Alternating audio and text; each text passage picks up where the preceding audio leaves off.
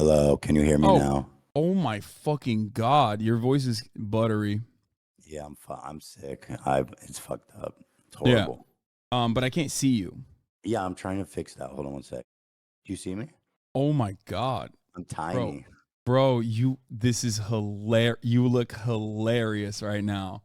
Can I crop this? How do I make this look Oh better? my god, you look so funny. Ethan Klein 219. This is what room is this in your? What is happening?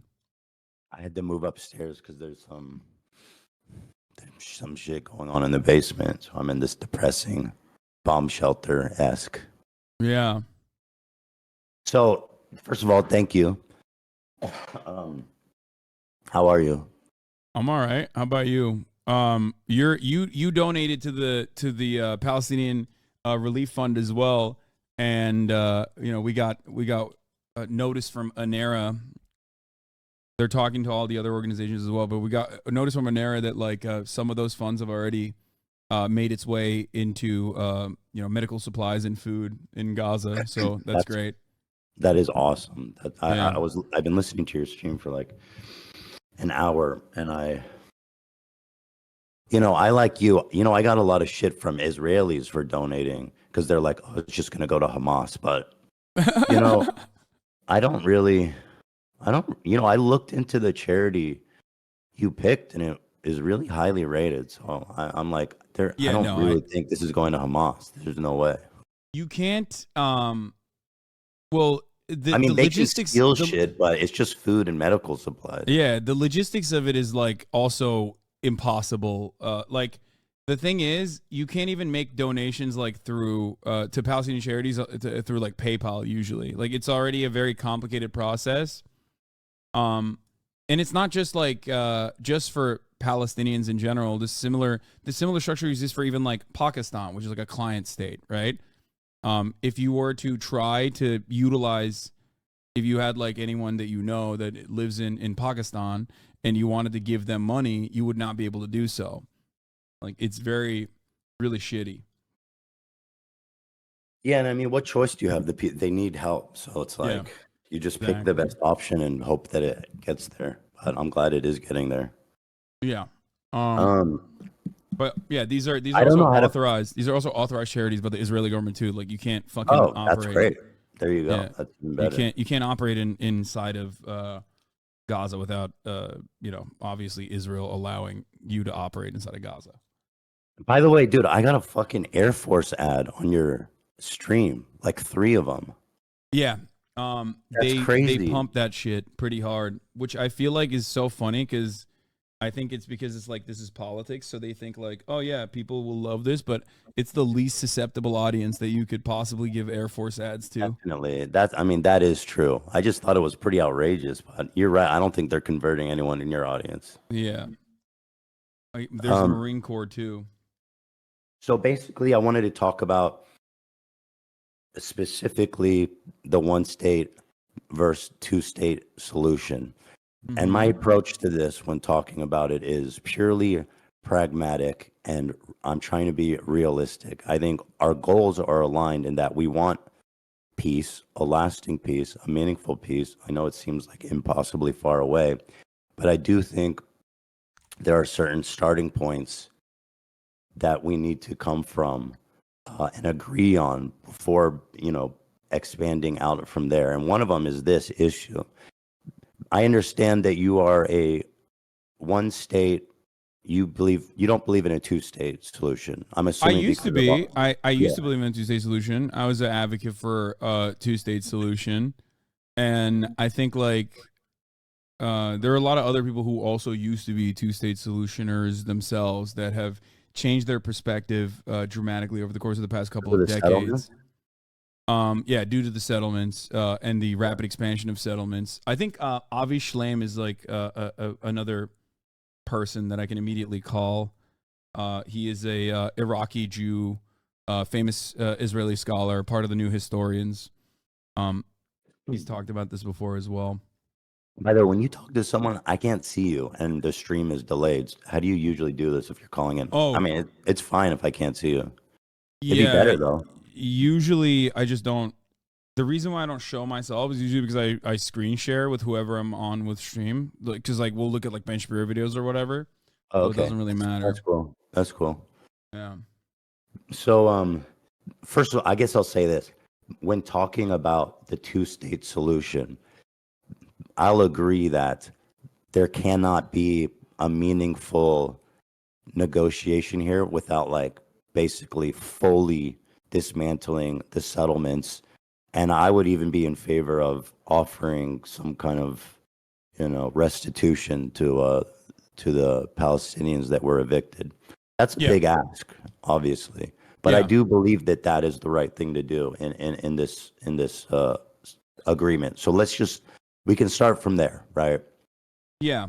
Yeah. No, reparations is like, well, reparations is not only uh like moral right in this situation. I think it also is like logical to do specifically so that so that there is like less tension and it's a more viable solution. And last but not least, reparations in this process is also a matter of international law. I guess the only thing that is up for contention is that the Israeli position on the matter is, we'll just hold off on negotiations as best as possible while we do settlements, but also simultaneously is the notion that like actually other Arab states should be giving reparations to the Palestinians as well. Like we shouldn't be bearing the burden of the reparations because it's their fault, because like their position is that the Nakba didn't happen and that there was no ethnic displacement and the Whose Palestinians opinion is voluntarily that? left. This is the Israeli government's broad position. Oh, yeah. Obviously, there's Well, varying degrees. yeah, obviously we would need a completely different cabinet as well Oh because yeah, the of one right course. now is, I mean, I believe that Netanyahu and his cabinet are, you know, one side of the same coin with Hamas. They're both obstructionists and violent fucking lunatics. So, starting with all that established, my question to you is this, and again, approaching this from a fully realistic perspective, what do you think would happen in the region that would result in Israel conceding to a one-state solution? Oh, that's a great question. I think one of the greatest things that could happen in a one state solution is that you completely limit, obviously we're talking about like a hypothetical future that is like very far away, where you completely limit Iran's power and exertion of influence over militant factions that are being currently used as a destabilizing force against Israel. The other states are not all that important, with the only reason why I talk about Iran is because Iran is the only regional actor that is like genuinely anti-Israel. They see Israel as an expression of Western influence in the region, and of course they will use, like, they have Hezbollah, another Iranian-backed movement that became a political party as well, as a consequence of like Israeli incursion in Lebanon as well in the civil war. And these are all opportunities for Iran to push back by way of Syria, by way of Iraq, by way of Lebanon, by way of the Houthis in Yemen, that they would not be able to utilize these militant factions if there was a permanent peace solution. So I guess I'll ask the question again because I'm not sure if it was answered directly, but what do you think could happen in the region that would result in a one-state solution? I think that the normalization agreements would continue with the Gulf nation states, and Okay. that Iran's influence over militant factions within Palestinian forces would wither away because there would be no necessity for their continued violent emancipatory efforts. So And you're saying that continued normalization of relationship between Israel and neighboring countries. yeah, that was already, because a lot of the neighboring countries are already like, they're basically American client states to begin with. Egypt being a great example of this. Like, the Egyptian economy would not exist without America's like tremendous amount of help. Like we give Israel a lot of money. We talk about that all the time, but we give Egypt even more money than that, right? Like, Right. so Egypt is a great example of this. The UAE and Saudi Arabia, again, regional actors that have their own personal interests in the matter, but like they're not interested in defending Palestinians by any means. Regardless, they are absolutely America's solid allies in the region too. So most of those countries are pretty much designed in a way, like if we're talking about Jordan, directly designed with European influence. Again, another country that's like a holdover state, basically. These are all countries that will go along with the. These are all countries that will go along with whatever America's interests are, as long as America can reinforce its hegemonic power in the region, and genuinely is interested in developing a new relationship with other regional powers. So I do question the. What's your concern? Let me ask that, because I think Well, that would be better to I understand mean, that. with like Syria, Lebanon, Iran, I believe that this idea that there would be full acceptance of Arab countries of the existence of Israel is pretty idealistic. Do you know what I mean? Oh, you think you're saying that you're worried that Lebanon and Syria and other regional actors that are backed by Iran, Yemen being another one, the Houthis, would not accept an Israeli state if Palestinians were absorbed into it, and would be a singular state with Palestinians getting like democratic. Well, it's not that. It's there would need to be some meaningful and, I mean, something we've never seen happen in that region ever before Israel would say, okay, we're going to dissolve our state. Because that again, you have to. My concern is that people that say they want a one state are basically, in a non-starter conversation. It's unproductive almost. I find it so unlikely to happen. So, Well, like the other issue is like, so Can first can I cut in here real quick before Yeah, go ahead. we move on from that? So, there already is a one state. Like the way I see it, the actual legitimate reason as to why I don't believe in a two-state solution any longer is because there is a one state, right? And that one state is an apartheid state. It's a constant Israeli occupation in the West Bank and constant control over Gaza as well, which has been a demonstrable failure for Israeli security. Obviously, you and I agree on that. But my solution, basically, when I say I want a one state, is it, first and foremost, a moral one, because I do want the end to the apartheid, so that Palestinians can have recognition, it can continue a life of dignity, have autonomy, and participate in a secular democratic process. But the alternative is, the way I see it is like, is it a one state that is an apartheid, or is it a one state that doesn't have an apartheid? And You're so saying it could still be the state of Israel. I don't care what it's called. I have no interest in discussing that. I care more about like human beings that live there. I guess, it's like this idea that of Israel normalizing relations with all of their neighbors is just like, when can that ever happen? Because if we're going to have a conversation like right now about, the best path forward to peace for both groups, that just doesn't seem like.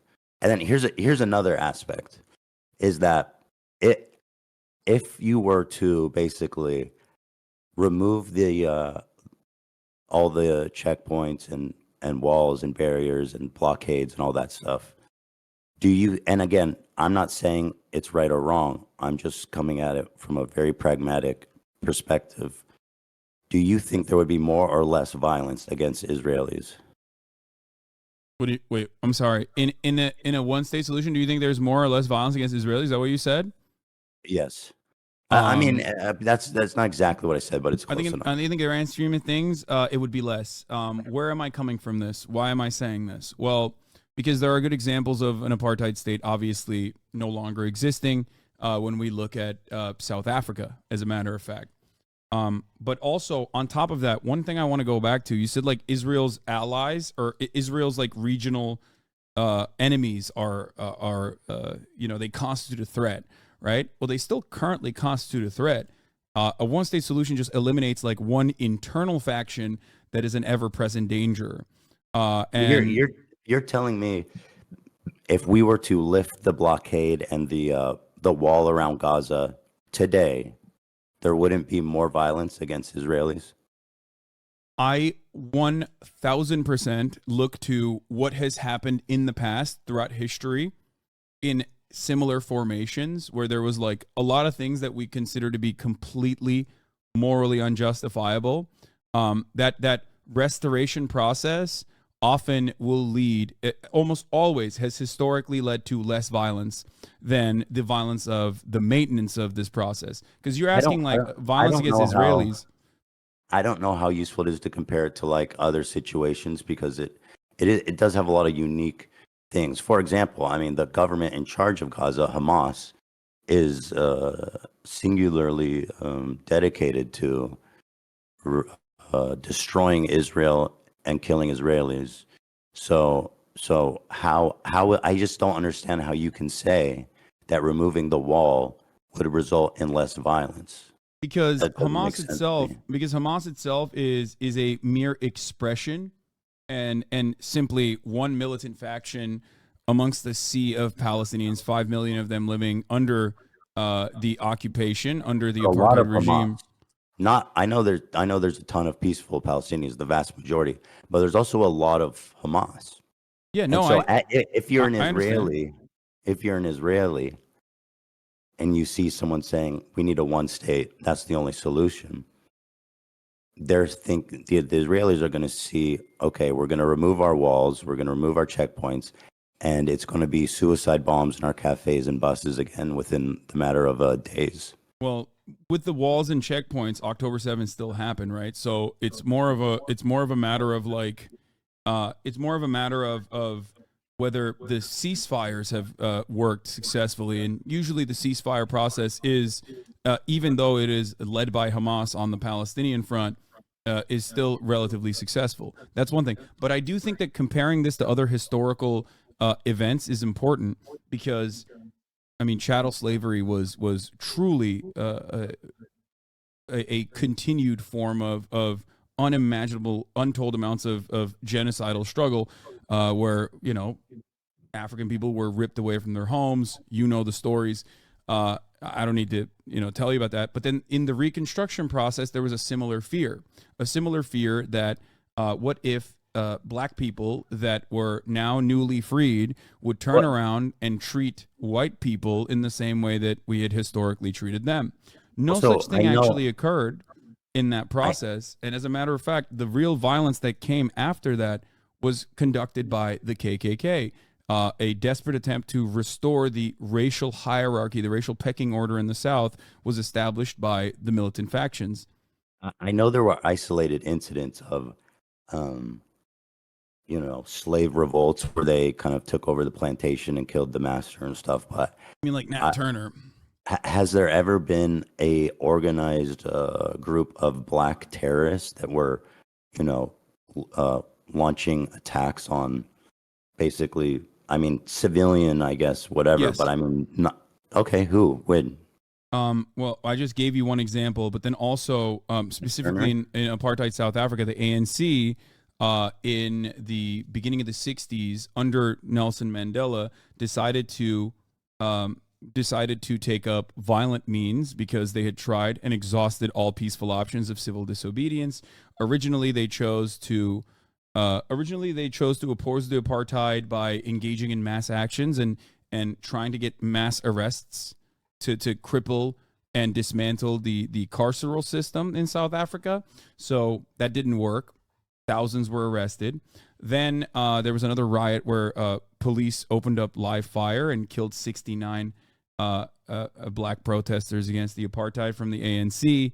And then after that, there was a shift into more militant resistance against the apartheid. And the violence from the ANC, just like the violence from the IRA in the Troubles, was not only it wasn't directly I against was asking about military American slavery. positions. But the truth is, I'm not super. I've been learning a lot about Israel Palestine, and I don't know as much about like a South Africa apartheid. So let's just stay on, I guess, focused on the because I just to be frank, I don't know what you're citing, so it's not helping me much. Well, the But reason why I'm signing that is because you said, like, is there a way? And I'm giving you historic examples that aren't that far off, whether it be the Reconstruction period, but that is too far off if you don't want to think about that. ANC's actions and activities that put Nelson Mandela on the terrorist watch list until 2008 were against civilian populations as well. They engaged in okay, so bombing listen, campaigns. I'll concede that it's possible as a result of what happened in apartheid in South Africa, but in Israel, as it is now, I don't think you could convince a single Israeli that removing the blockade and borders checkpoints wouldn't result in immediate violence against them. And that's why I believe it's a non-starter. I don't think you'll ever convince Israel to basically dissolve their state and remake it as one state. I just don't think Israel would ever do that, ever, like ever. I I think don't disagree it with would you. never happen. Beside the only way that would happen is beside force, which is why I asked in the Yeah. beginning, what could lead to Israel willingly dissolving its country and creating and agreeing to create a one state country, short of just annihilating massive amounts of Israelis in an all out war. I don't see any other way to do it. No. I think that no, the way to do that the enforcement mechanism would be international pressure, but most importantly, the number one most important party at play here, the United States of America. Now, the reason why I talked about the ANC or South African apartheid is because Israel and South Africa were allies in that same time frame, and they relied on one another quite effectively during the Cold War as well. And also, I personally believe that Israel saw what happened during the South African apartheid and vowed not to repeat those mistakes in order to continue being a ethno state, a Jewish ethno state, and maintain an apartheid structure in occupied territories. So that's the reason why I think it's important to draw this parallel. And it's also Right. important because that's how international pressure worked in that situation. It's a very successful and very recent example of an You, apartheid regime ending with international pressure, you think specifically that with with American sanctions. What's up? you think with international pressure, Israel would dissolve their country and create a one state? With international pressure, Israel would do anything that, not even international pressure, but just American pressure. Israel would do anything that So I America think it's wants. important for you to understand that will never happen. And I say this not from a right or wrong perspective. I'm just saying this from pragmatically. I know Israelis. I've lived in Israel. That will never, ever, ever happen short of all out war. They will never give up the country ever. It will never. It's 0% chance. No, I understand that.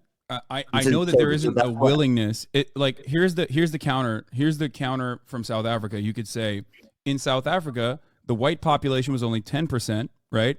And even then, the majority, after long and continued pressure campaigns from the international community, actually moved in the direction of ending the apartheid themselves. So that is actually a valid.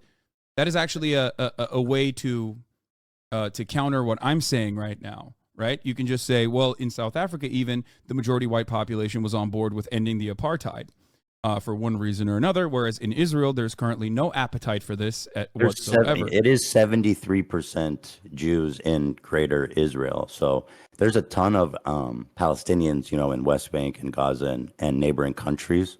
Yes. But it is largely a Jewish state by quite a margin, which makes it, in my opinion, uncomparable. It's not apples, it's not apples to apples with apartheid South Africa. What do you mean by that? Well, as you said, the white population was 10%, right? Oh yeah, the white population was much smaller, and this is what Noam Chomsky refers to as like Israel's labor problems being fixed in the aftermath of the first Intifada, Israel relied on obviously the Arab population to do the labor in many cases, like cheaper labor. And after the first Intifada was fought with strikes and stone throwing and the like, Israel moved in a different direction. That's why there's like a new population of a labor force that is often imported in, whether it's Sudanese refugees or whether it's Thai workers that are able to work like a cheap labor force that isn't. I feel like you're not understanding or not understanding. I don't mean to say in a condescending way. I don't mean like that. I just mean like you're not engaging with this idea that Israel will never give up its state short of all-out war and violence. It's not about Israel giving up its state. It's about Israel dissolving the apartheid structure and allowing Palestinians to also be a part of its democratic process. So then that's what and I go do back understand to. that there is an appetite. I do understand that there is no appetite in Israel whatsoever from the 73% Jewish population especially in doing such a thing. I totally get that. There's two considerations here, or three actually. One is the moral one. I think you and I both agree that is like that would be a good thing, right? Ending the apartheid would be a good thing. The second consideration is a matter of international law, and the last one is obviously what this would look like in practice. So when I talk about the morality of the situation, I think you and I are both in agreement. But when we're talking about it in a practical application, you have concerns, but concerns that revolve around Israel not wanting to do this and fighting against it tooth and nail. Right? They will literally, it will never happen. I completely understand what you're saying. I agree that as it stands currently, that the Israeli government would refuse to do this. The Israeli population would not be receptive. Everybody. Yeah, the Israeli population would not be receptive to it. Ultimately, it still doesn't change the reality that this would be an ethno state, and there's pressure campaigns that could work from the international community that could sway the Israeli. I don't think, dude. You can. It doesn't matter whatever sanctions you can dream of. You're not gonna convince Israel to dissolve their borders. You have to and again, I'm not justifying. I'm not defending anyone. I'm only speaking pragmatically about where do we start talking about this conversation of peace. Okay. Another thing you have to understand is that a ton of the Israeli population are people who escaped the Holocaust. And when they came down there, they bring generations of paranoia and, persecution. And so there is, I believe, a widespread belief held by nearly every Israeli that if the borders would dissolve, if the borders would come down, there would be a massive genocide against Jews, and that they believe that, and I don't know necessarily to what extent that might be true, but I can tell you for sure that that's what they hear when they think one state is basically a bunch of Israelis being massacred. That's what they hear, that's what they see, and that's why it will never happen. Okay. So the paranoia that people have, or Holocaust survivors have especially, is I guess important for the practical application of the matter. But I'll give you an example of the government moving in a direction that the people actually don't want the government to move in at the behest of the United States. So, or even sometimes moving in the direction that people don't want it to move in, but then still engaging in it. Like the rapid settlement expansion is something that is often contentious and has been very contentious throughout time. Government doesn't really factor into considerations like what the broader liberal Israeli society thinks about the matter. They just keep building the fucking settlements and populating these areas, right?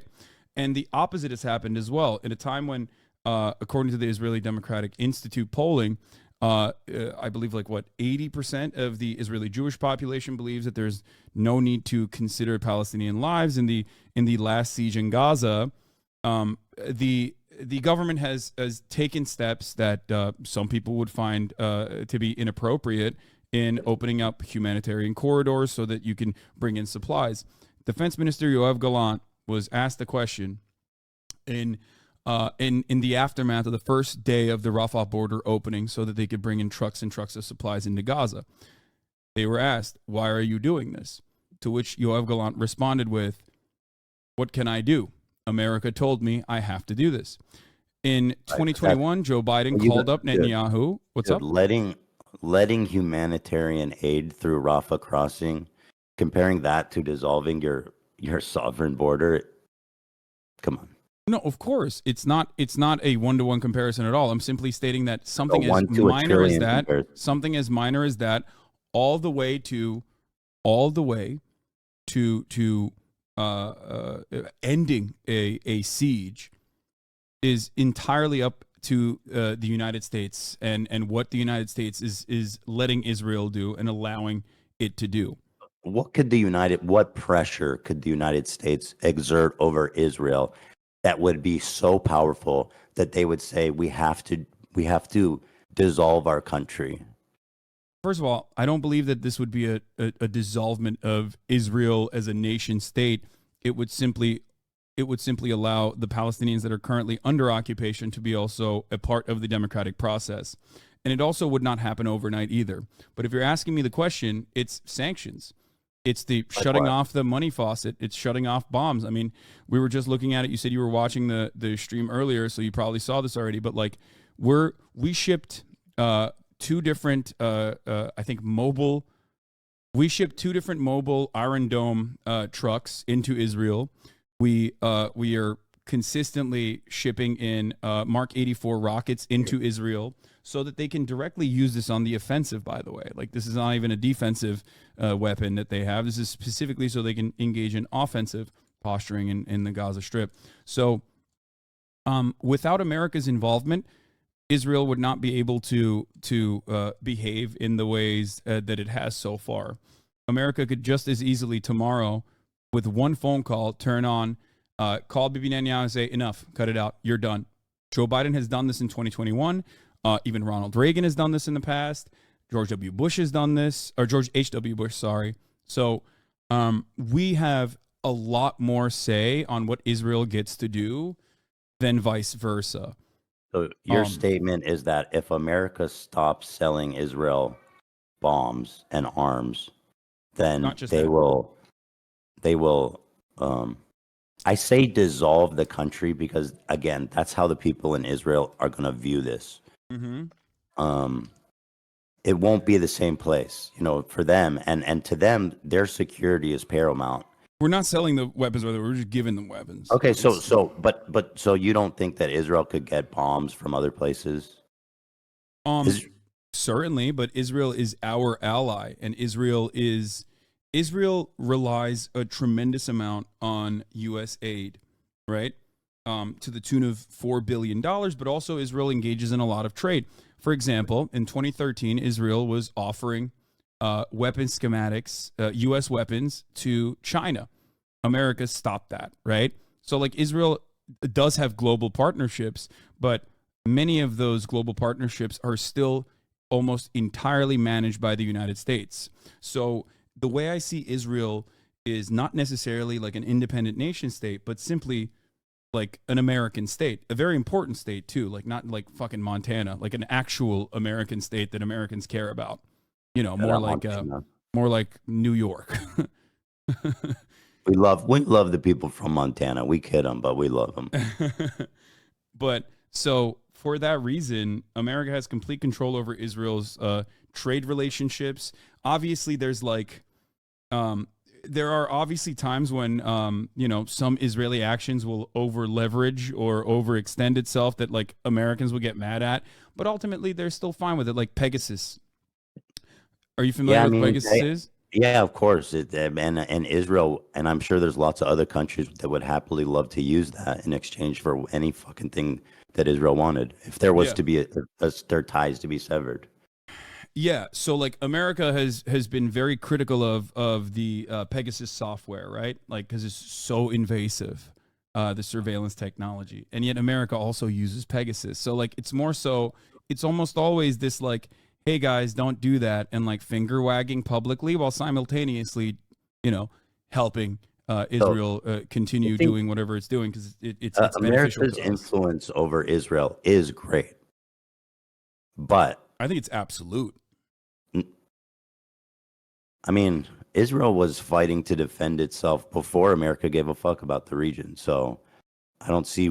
I genuinely think that it will never happen. Even if America was like, I'm cutting your aid, this relationship is over unless you open the borders and create this new state. It I would. think It I would think be before no. before Would America it never was the happen. British. Before America, I think it was the British, and No, there were after the British were gone, after the Palestinian Mandate, and the British said, "Fuck this, I don't want to deal with this shit." The Jews were fighting to defend themselves and their new place in that area from the very beginning, with no help from anybody. That's not. I mean, that's not true. They were shipping in weapons. Even under British occupation, they were still shipping in weapons This is illicitly. after British occupation. I'm talking about like But also, but also, 1948. Who was supporting Israel in 1948? so the Haganah, Irgun, and Lehi brigades that were at that point almost always considered like a standing army during the Nakba were fighting against predominantly Excuse me. villagers with like that had been disarmed by the British. The Zionist brigades at that point, even before England pulled out, even before the British pulled out, were being trained by the British forces. While the other side was being disarmed by the British forces. That's why there was an asymmetry to the violence even then. Over the course of the years, but specifically during the Nakba as well, 6,000 Israelis died, whereas 15,000 Arabs died, with 750,000 Arabs being Palestinians being expelled from their homes. The reason for why this happened wasn't because you had rugged fighters or whatever. I mean, they were great fighters too, but it was also because it was a broadly civilian population that was being slaughtered, and by a militia force that was trained, had weapons, had even a plane, had armored personnel carriers, whatever it looked like back then, and had much better weapons as well. So I mean, listen, what this stuff is just not comparable. I mean, if you look at the United States during 1948, there was an arms embargo during the time. yeah, and they sent in illicit weapons into Israel regardless. That's what I was talking about. Yeah, They got it from France and they got it from many other areas. can you Um, provide a source on that? Because that's yeah. not how I understand it went down. Okay. I Yeah, I can understand provide that you they a got source. some help and weapons from like Czechoslovakia was selling them rifles and shit, selling it to them. You know what I mean? There wasn't a Yeah, lot of countries that were willing to sell them anything, but but Czechoslovakia was one. yeah, there was an arms embargo, which meant that they were acquiring illicit weapons. Yes, this is true. From many different countries. However, beyond that, they also had access to British arms as well. That's why they had like armored personnel carriers, tanks. Not many, but ultimately you were fighting against a civilian population that was almost completely disarmed, regardless. I mean, the Egyptian army was considered one of the best at the time of that war. Well, not necessarily, it seems, but Why? Because they lost, but they were. I mean, they were considered one of the best armies in the world, which is why the war was so thought to be like, oh, this is going to be an easy dub for the Arab I countries. don't I don't think that they were. I do not think that they were a like a really good standing army at all. I think that Based on the what? overarching. I don't know if you're talking about 1948 or if you're talking about 1967. 1948. I'm talking about 1948 war. Okay, there was no. I think there is a little bit of confusion with what you're saying, because what you're describing sounds like 1967, because in 1948, like the Egyptian army that you're referencing in 1948 is not like a serious one. There's No, I'm no. talking about 1948. I think Egypt was considered like a military power, especially in the region, and a fairly well trained army. But I think we're kind of to go back to the original point, so I don't want to drift too far off topic here, is that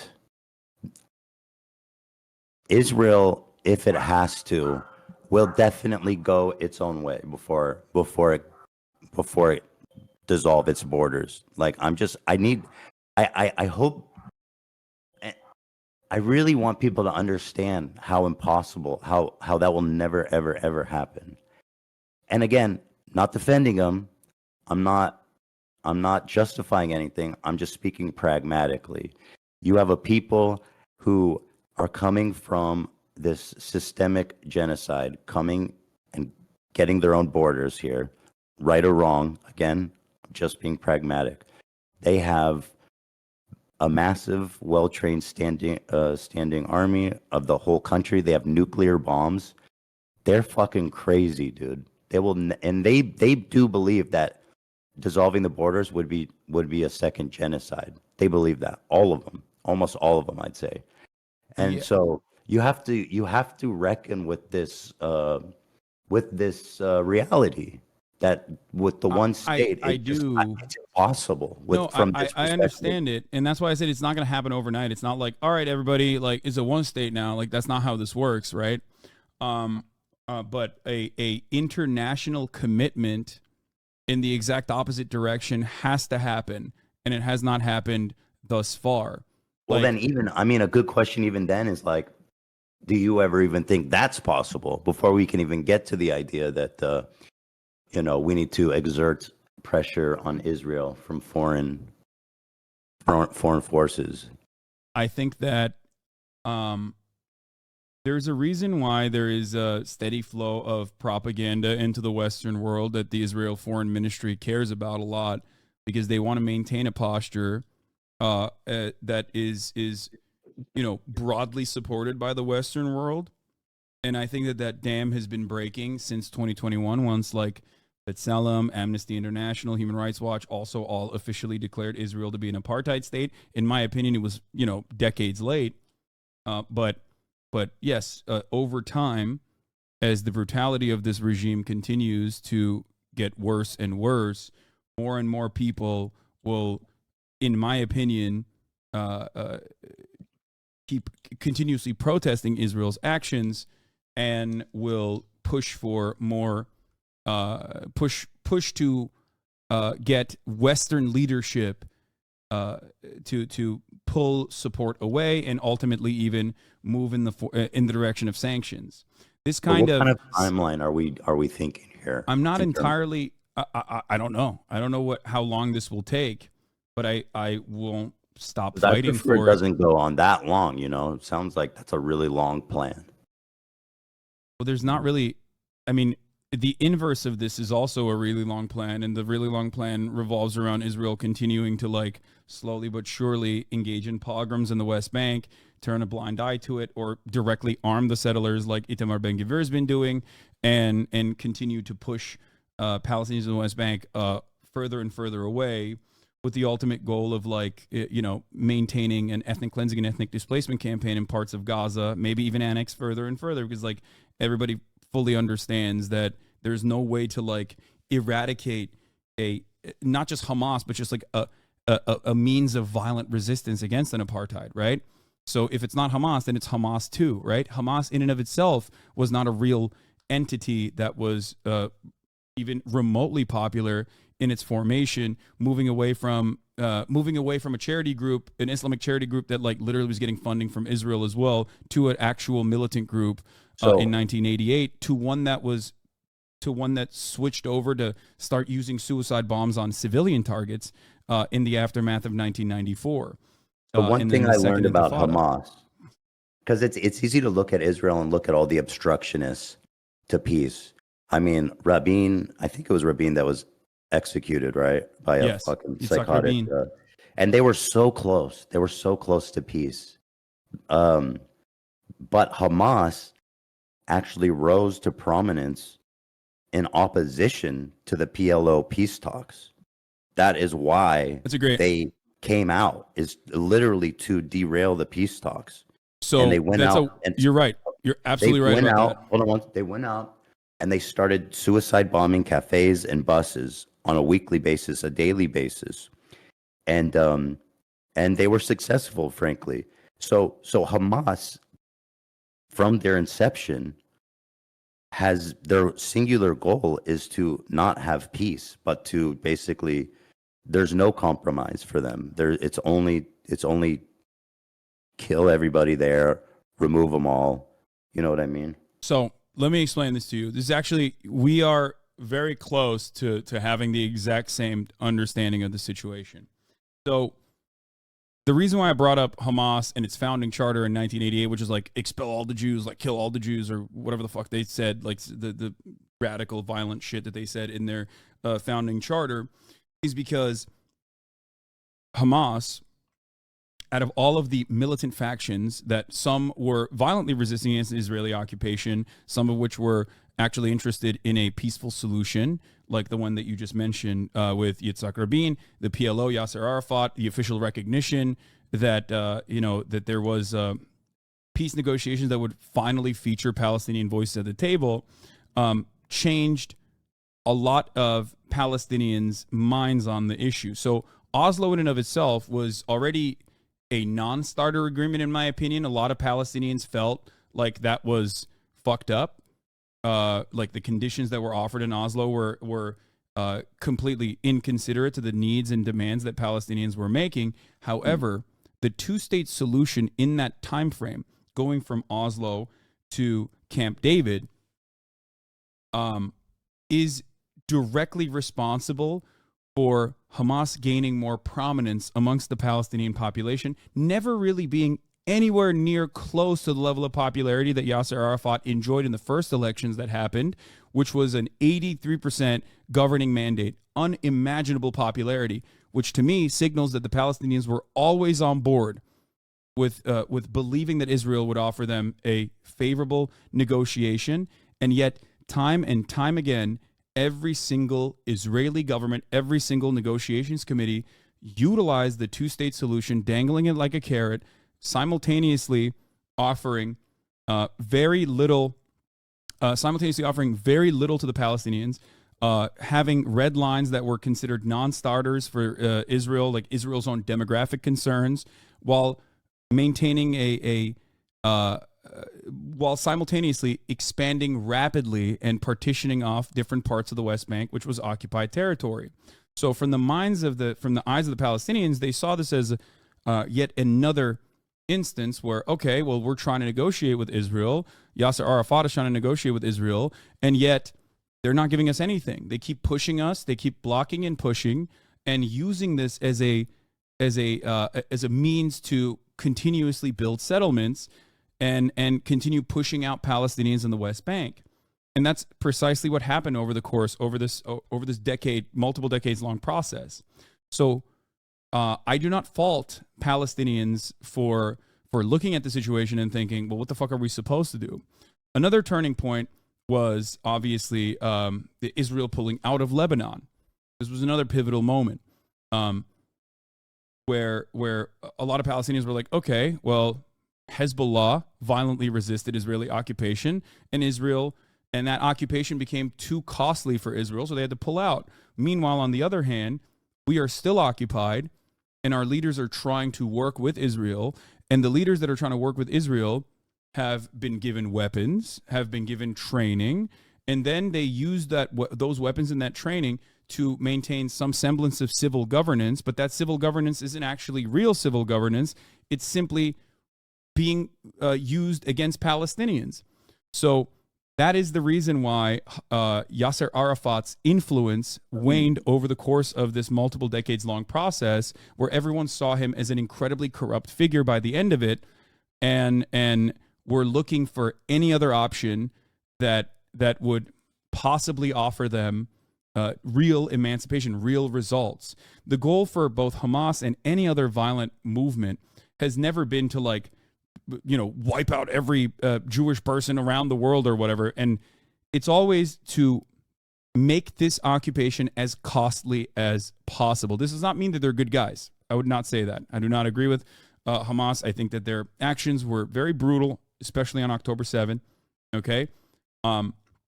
But having said all of that, The goal always is for them to make this occupation as costly as possible so that Israel cannot maintain it. Right. But again, I'm not, again, without drawing conclusions about who's right and who's wrong. Broadly, I agree with the Palestinians. I think it's worth saying in terms of them being fucked over, obviously the hardest, and being the most entitled to peace and reparations and land and stuff. But again, okay. Let's go back. So Hamas was created in opposition. You say the peace talks back then wasn't even realistic. So Yeah. this is during the most magnanimous time in Israel's history, where everybody thought peace was possible, and even the beloved prime minister, who was considered a dove, was the offer. And so again, not good enough. However, Well, yeah. there's Well, however, the dove himself was like hold still, on. you know, However, he was okay. However, looking at now, I'm just being real. Like, you have to see how impossible it is. It's just a non-starter. It's just a non-starter with Israel. It will just never, ever, ever happen. And another question I have to ask you, I guess, going along is like, do you think a lasting peace is possible while Hamas is in power? I think that in order for Hamas to actually be dealt with appropriately and for it to no longer exist, the major goal of Hamas needs to be eviscerated, which is a secular democratic republic would completely destroy any kind of legitimate need for violent emancipation. It's over at that point. There's no, like, without the apartheid, there's no reason for any of this to exist. You're saying if they lift the blockade, Hamas will just dissolve. Hamas in and of itself is already not a very popular entity, both in Gaza, but I guess ironically a little bit more popular in the West Bank as years have passed by. The only group that is less popular than Hamas in the eyes of Palestinians, however, is the Palestinian Authority. To me, this is Israel's arrogance. The way that the Israeli governments under Netanyahu and under even more peaceful, supposedly more dovish leadership like even Ehud Barak, the Palestinian Authority has always been used as a part of the Israeli security apparatus. The Palestinian Authority collaborates with the Israeli government. They actually give up resistance members. They literally give up random Palestinians to the Israeli government so they can be unlawfully detained. This, of course, has created in the minds of Palestinians a anger towards like the one group that is supposed to be collaborating with Israel. Israel had every opportunity throughout this time frame to show that the secular Fatah party was actually not simply a cutout that is simply there to oppress Palestinians, but with a Palestinian face, but instead like offered genuine security assurances, genuine security commitments, and a good faith interest in like not continuously expanding in the West Bank. But they didn't do that. They did the exact opposite, dangling the two-state solution as a carrot while simultaneously continuing on with their expansive policies in the West Bank. I don't believe you answered the question. Do you think a lasting peace is possible while Hamas is in power? Hamas will not be in power if there is lasting peace. That's my point. Okay. So you're saying, well, no. The lasting peace doesn't come first. First, you have to deal with Hamas. You cannot deal with Hamas by bombing Gaza. You can only deal with it it's a political problem. So Hamas how do you do politics with a terrorist group like Hamas? Well, Israel has done politics with Hamas many times over. There has been ceasefires in between time and time again. So that's not even even if we're having this conversation, Israel itself has been able to. First of all, agreeing to a humanitarian ceasefire. No. I'm not talking about like a humanitarian pause. I'm talking like ceasefires in between different sieges that have occurred into Gaza. Okay. A ceasefire is different from having a peace partner. Right. A ceasefire is different than having a peace partner, but that is one form of negotiations, is what I mean. And so also, not only that, it's such a big difference. I don't think it's fair to say that Okay. Hamas I would mean, be a there's good more. There's partner in more. peace with Israel. You think There's Hamas would be a good partner in peace with Israel? No, I do not. I do not Okay. believe that Hamas would be a good peace partner with Israel. I also do not believe Israel is a good peace partner for Palestinians in general. I think that that is Sure, the we most agree. important We part about it. agree. We So, agree. so But here's the again, thing. But here's the thing. Hamas in my and of itself. thesis, just again to draw it back to that, is that the one state solution will never happen, and starting from there is a non-starter. That's my thesis. But go ahead about Okay. Hamas. So here is what is important to understand. And this is not just my assessment. This is the assessment of the likes of Norm Finkelstein as well. And it's backed by actual sentiment expressed by Likud party members, but of course Benjamin Netanyahu too. Hamas's and its existence as a violent Islamist fundamentalist cutout greatly benefits thwarting any kind of Palestinian nation state project. This is not my design. This is the design of the Israeli government. This is something that Benjamin Netanyahu has openly mentioned time and time again as well. Last time around in 2019, where he said, if you want to thwart a Palestinian nation statehood, what you must do is only govern against Hamas, because everyone sees them as terrorists. Everyone sees them as violent Islamist fundamentalist terrorists. And we can always deal with Hamas because we control how high the flames go. Who else is there to talk to? There are plenty of there. First of all, there are actual leaders within the Palestinian movement that you could prop up, like the Palestinian Authority, instead of utilizing Fatah as That's what that's what they want to do. But like, I mean, no, they don't want to do that either. they want to. I think the goal is to remove Hamas and install the Palestinian Authority. But Yes, but the I Palestinian don't Authority think is deeply unpopular and is seen as a the, Ga- puppet of the the Israeli Gazans government. will not accept the PLO because they'll look like stooges to the Israeli government. Yes, because they are. They are the stooges So of the then Israeli government. who is leading these? So if the wall is lifted up, so who's in charge? Is it Hamas? Is it the PLO? How how is this happening? What? At this stage, before the walls are lifted up or anything, what needs to happen is a ceasefire. Okay? So that there can be an actual continued negotiation to release the hostages, right? That's number one. First and foremost, hostages need to be released. So first you need to do a ceasefire. Then you need to do a prisoner swap, a hostage release for the I think you're starting too far back. Let's just okay. go to the point where Okay. you know what I mean. And then We're doing beyond that, yeah. what needs to happen is just like it happened in 2006, which was genuinely disastrous, even though it was a Bush-backed election. Elections need to take place so that, and Palestinians need to get security assurances from the state of Israel.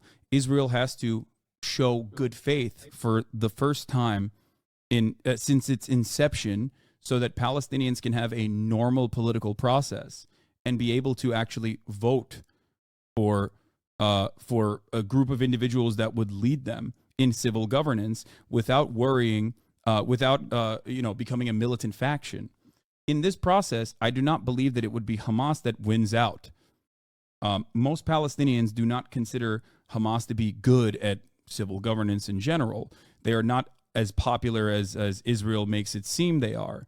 They're simply the only option the Palestinians seemingly have in retaliating violently against Israel in times when Israel violates the ceasefire protocols by doing a steady maintenance of the apartheid structure that it maintains.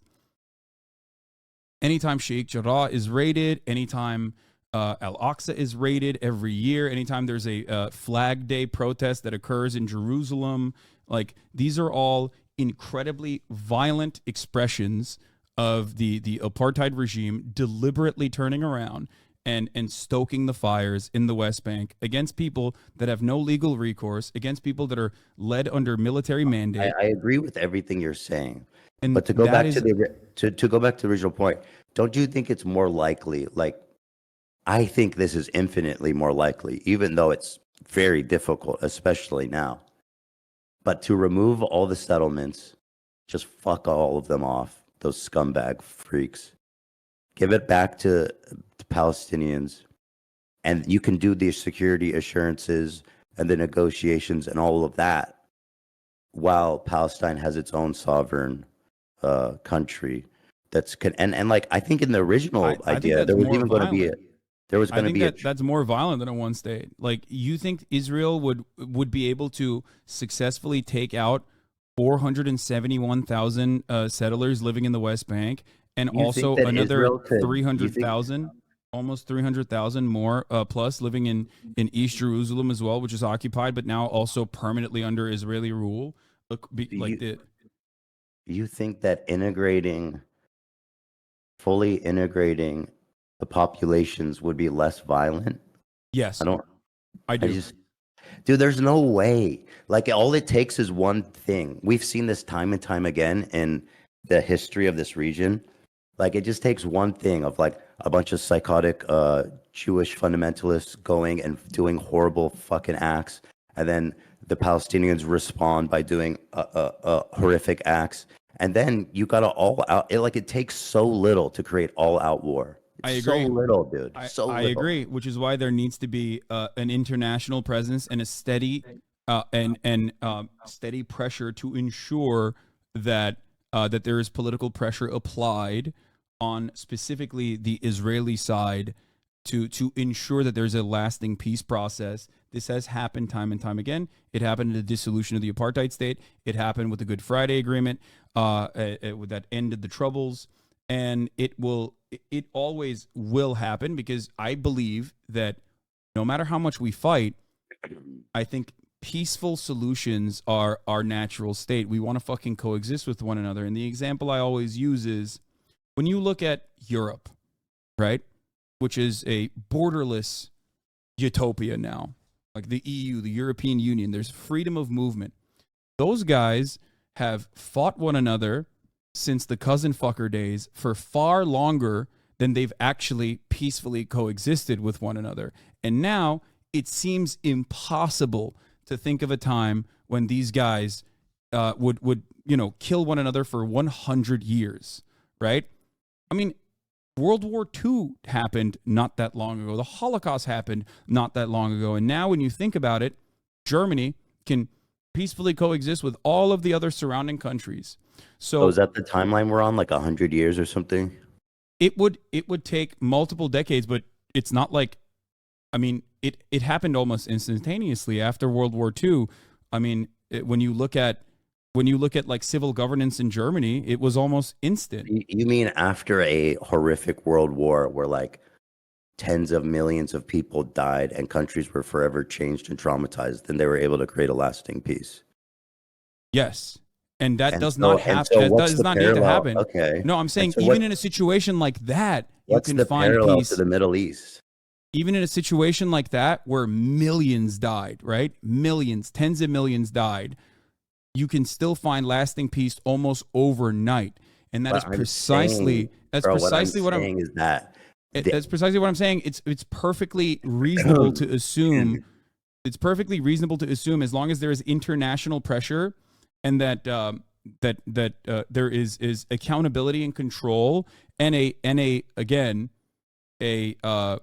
a committee designed specifically to dish out punishments for war criminals on both sides, according to the International Criminal Court, when there's a Truth and Reconciliation Committee in a similar capacity to the aftermath of World War II, and there's reparations afforded and a right to return to Palestinians, there will be no need for violence. This has happened in the past, and it can happen again. It seems unlikely because we're very conditioned to thinking like, oh, what is going on right in front of my eyes is exactly how things have been in my lifetime, and it can never change.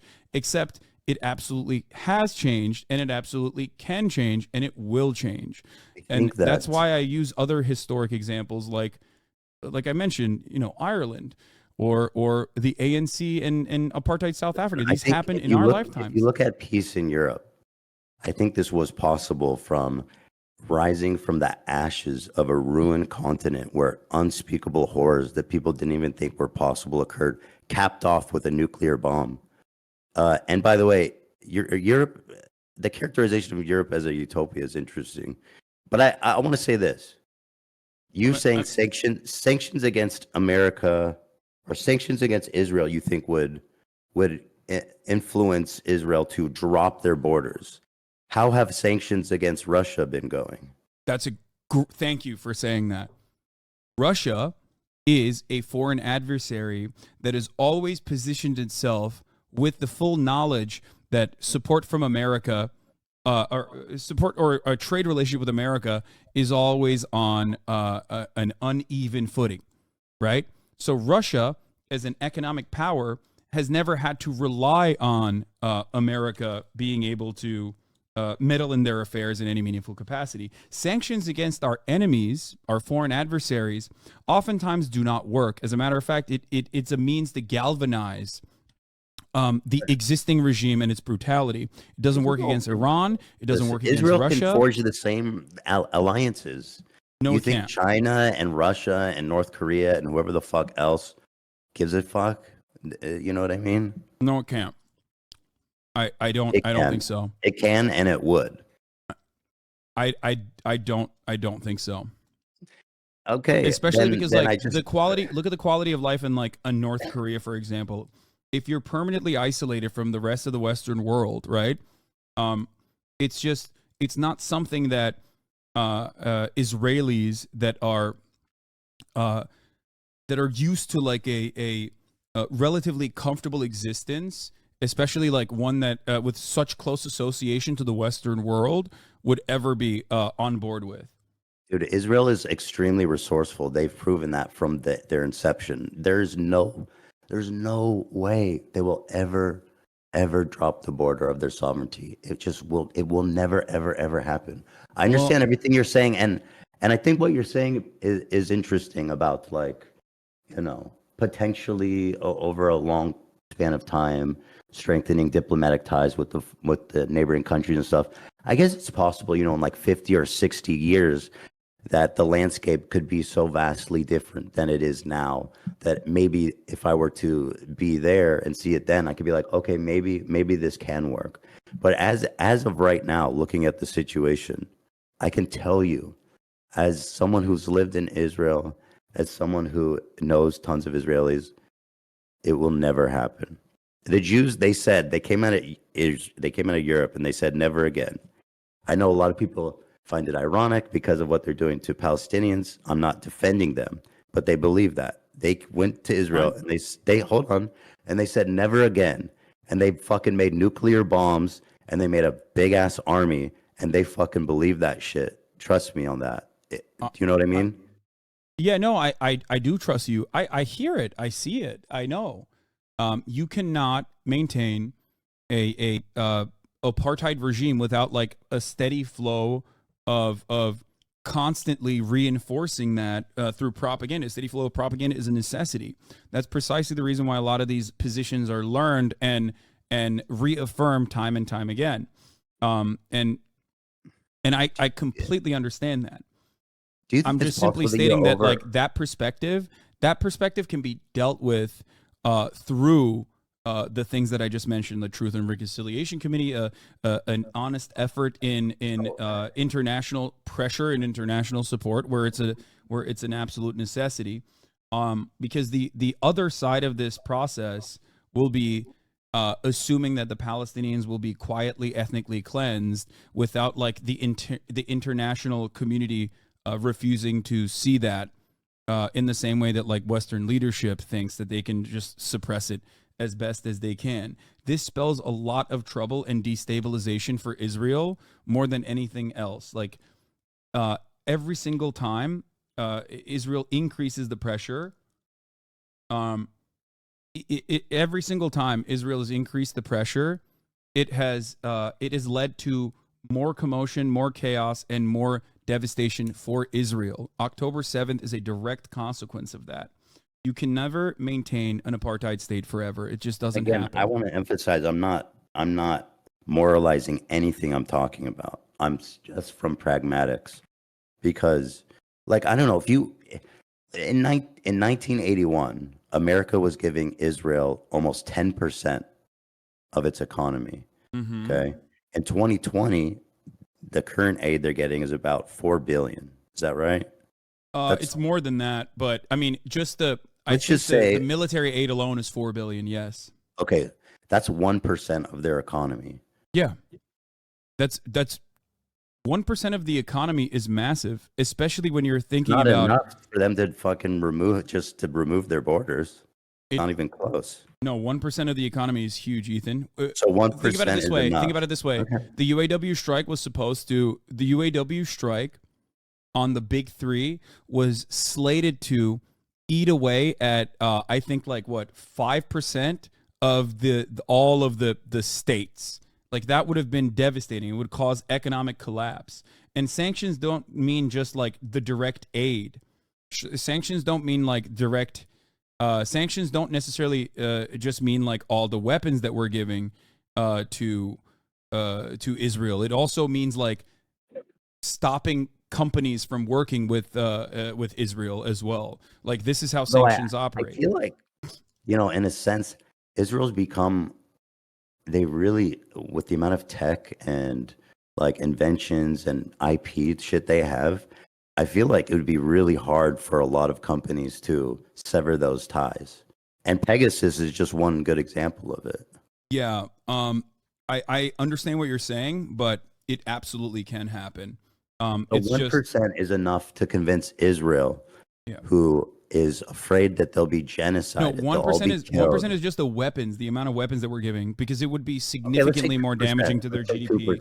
Here, this is a good take. Yeah, Polygon Primitive says the 2008 collapse was a 4% GDP contraction. So like that led to the 2008 collapse. 1% is simply just the weapons that we're giving, like the Iron Dome and things of that nature, like the Tamir interceptor missiles and stuff. So beyond that, it would be far worse than that. But also, before we even talk about like Israel's economy with American contributions, according to the Financial Times, Israel's economy is slated to collapse already. I think Standard & Poor's warned Israel even before the bombing campaign started that if they were to try to maintain a steady occupation of Gaza, that their credit rating would change dramatically, because 300,000 reservists and all of these Merkava tanks and all of the rockets that Israel is utilizing, no matter how much America gives them support, is obviously going to have a long-lasting and damaging impact on the Israeli economy. So even without like Israel's economy at this moment is already in a troublesome situation, even without boycotts and even without sanctions, just simply on its own. So I don't think that it's as I don't think that the situation is as. Again, you have to acknowledge that to Israelis, the dissolution of its border is literally the genocide of them. They will all die. That's how they feel. So whatever percentage you think matters, if it's 1, 2, 3, 4, 5, I cannot emphasize how fucking little it will matter to Israel ultimately if the question is dissolve your borders. It will never happen, ever. They think if they do that, they will all die. That's the perception in Israel. That's what they think. And you cannot convince them otherwise. You can't. No, you can. And you can. I think you can, especially because, like I mentioned. Have you been to Israel? No, I have not, Ethan. But I'm not talking about. Do you know what the Israeli perspective is? I do. I do talk to my Israeli counterparts. I've talked to Ofer Kasif. I talked to. Have you lived through daily suicide bombs in cafes and bus stops? Or as a matter of fact, I have. I grew up in Turkey, but that's a different point. Okay. Yes, I have experienced that 100%. Okay, in Israel. So no, not in Israel, but in Turkey, I have. I know. I'm talking about Israel. So, okay, fair enough. You've experienced that in Turkey. Do you think that you can understand without being there and without living there, like that you can convince them otherwise? I don't understand I don't understand where that confidence comes from. How you can make the that confidence statement. comes from my belief that the morally just thing. Like, I will always unflinchingly support the morally just cause, right? No matter what happens. If we talk about the practical application, yes, there is going to be people that are resistant to that. Maybe even people who want to engage in acts of terror against that on the Israeli side, especially. But ultimately, these are solvable problems because I look at the material realities on the ground. Without American support, Israel, without Western support, unconditional support, and trade, Israel would not be able to maintain an apartheid regime, just like South Africa was not able to maintain its apartheid regime. And as long as there is more pressure from the West, this will most likely change if America finally does the righteous thing for once in its fucking life. Now, having said that, okay. By the way, and I just need to make this clear because you keep saying that you support the moralistic thing. I support the moralistic thing too. I'm talking pragmatics here. I'm telling you that the one state is a non-starter. That's my point. The pragmatism I don't have chat open. I don't know what people are saying, but I can only imagine the fucking psychotic take. Well, don't pay attention to what people are saying. Don't pay attention to what people are saying. If there's people watching this who are just seething, I'm just telling you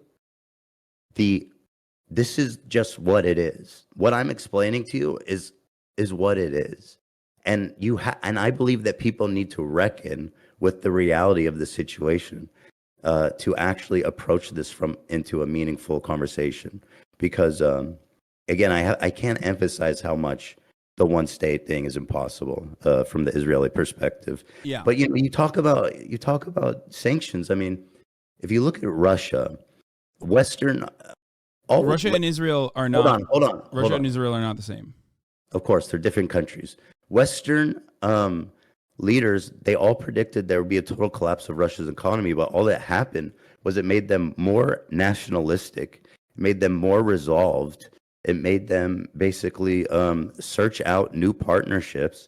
And I don't think that there's any evidence that Israel would be unable to do the same things.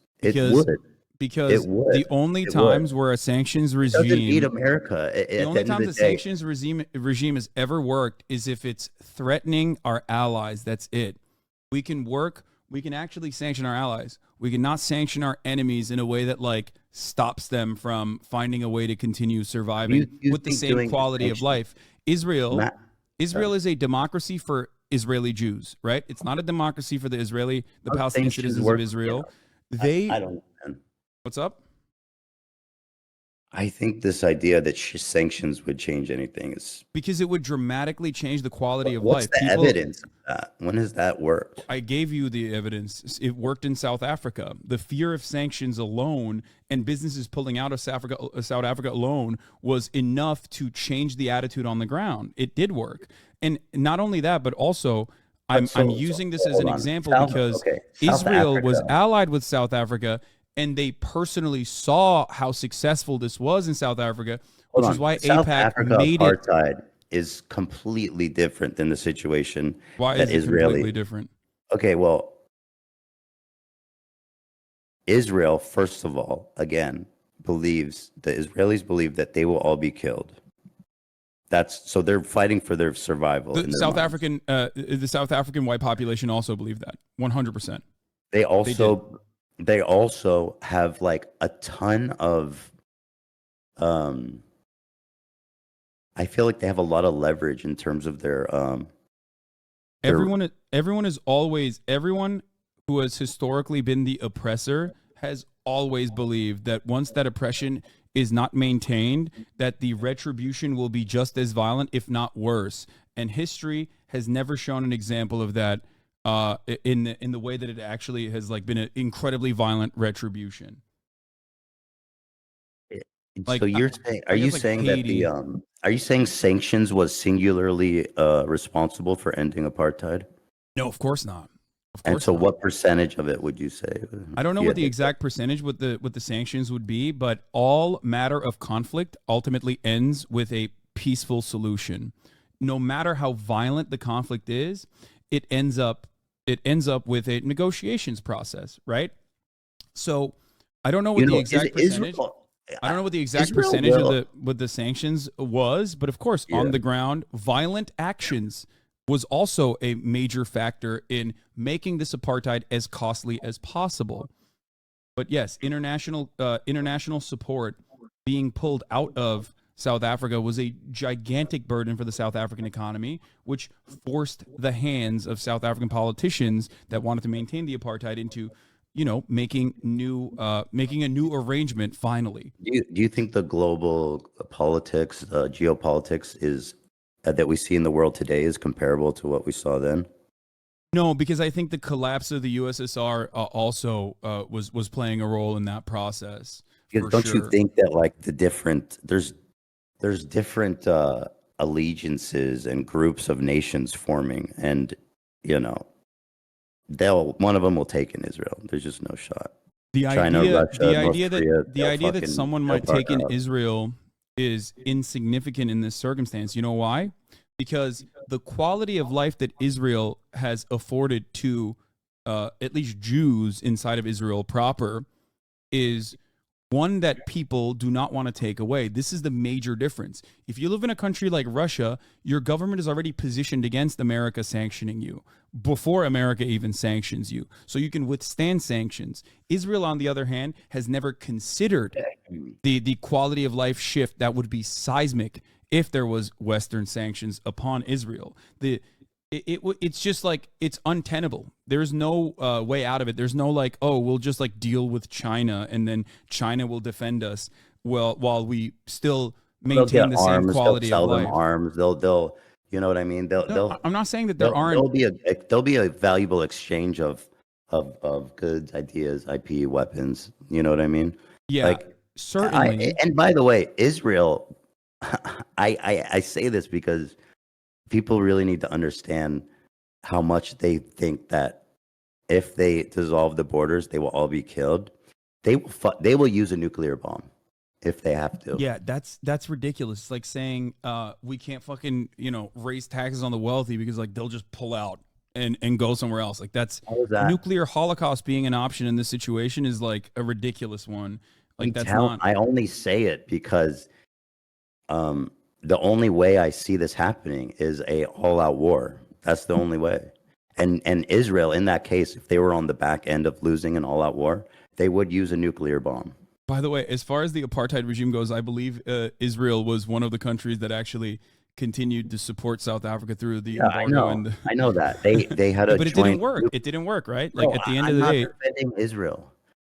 I know no, Israel. I'm not saying this to defend Israel. I'm Israel, saying it didn't they had a work. joint operation with the South Americans to build nuclear bombs. I know they love them.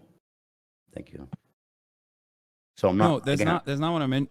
The reason why I mentioned that is because South Africa had allies as well, but they lost Western support. And when you lose Western support, you Israel is cannot. not. Yeah, Israel's not gonna give them Without alone. Western support, It's not enough support from nations to make a no, significant it difference. is.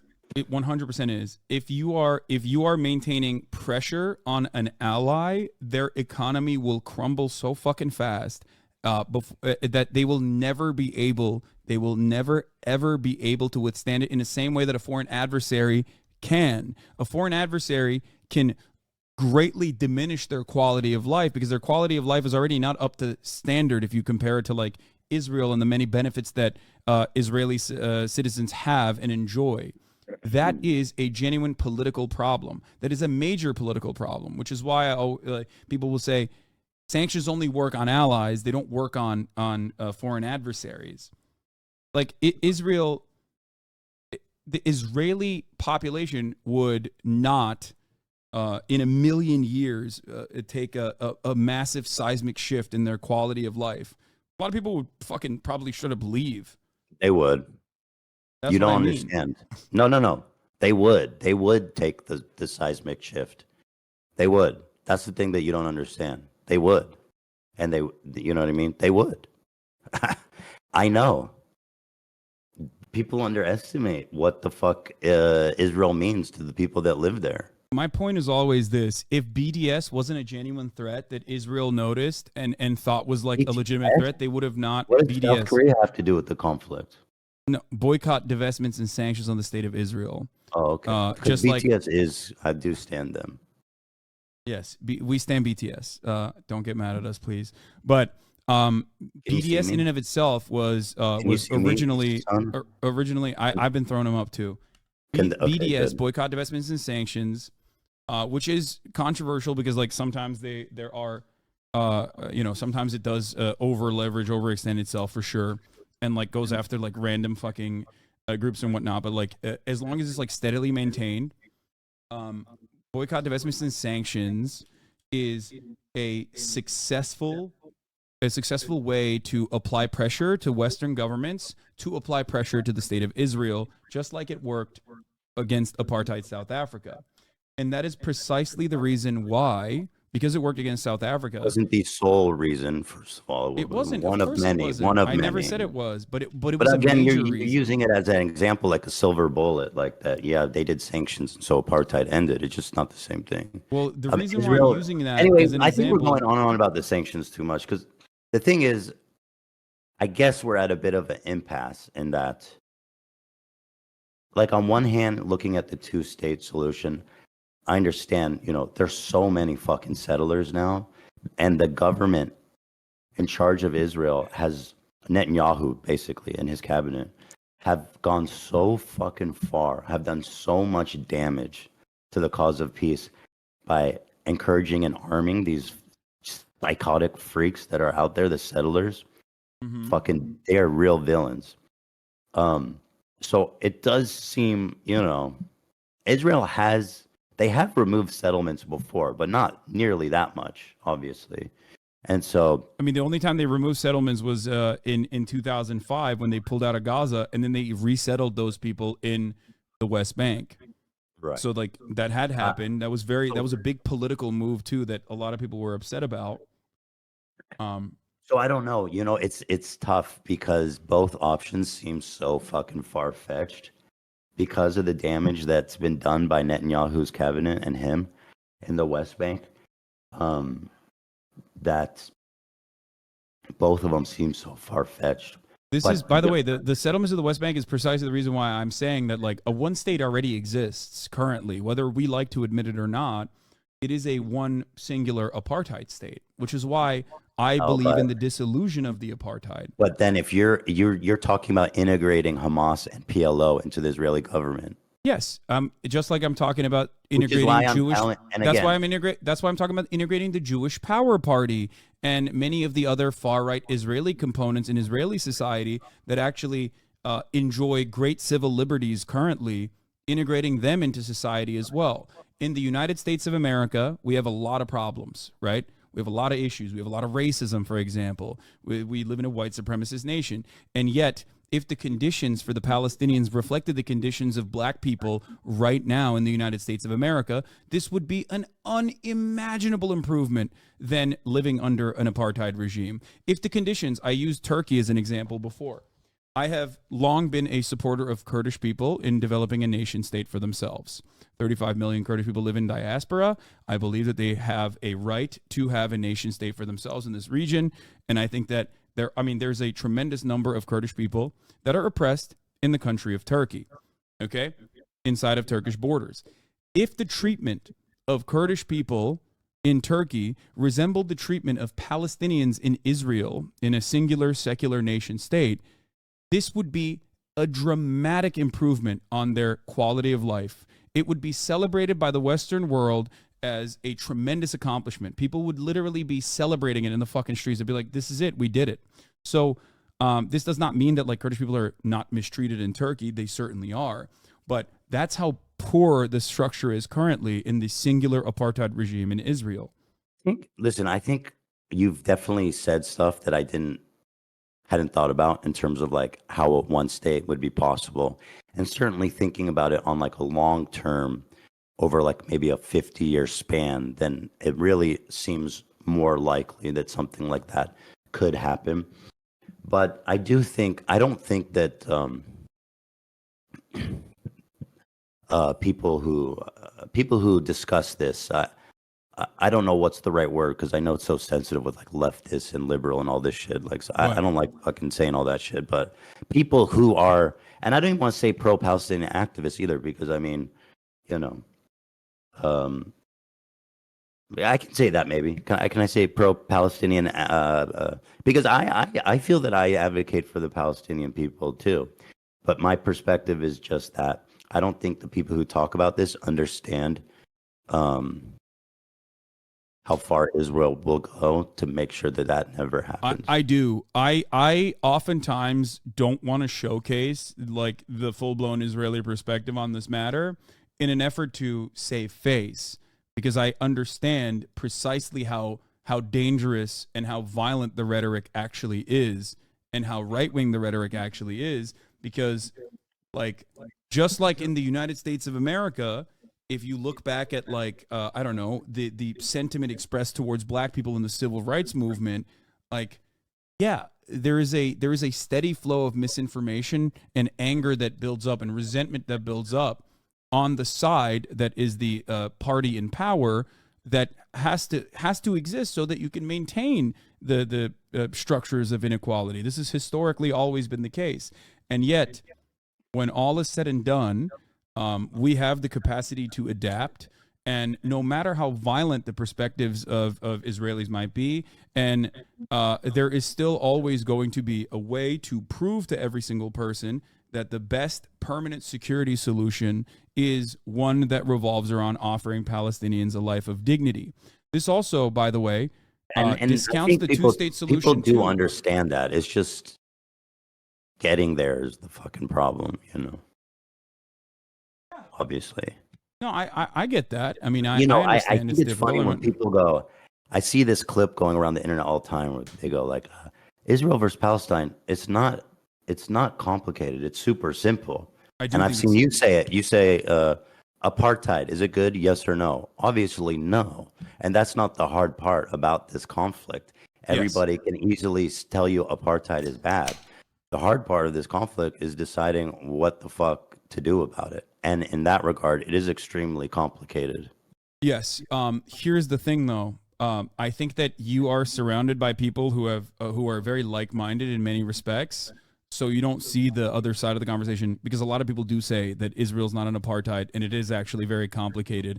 That they're not talking about the solution. Hold on. What side is it you're saying I'm not exposed to, or which side am I overly? I think you're talking to like-minded people like myself, more so than I guess like people who you're talking to people who already have like established that Israel's an apartheid state, because the overwhelming majority do not consider it that.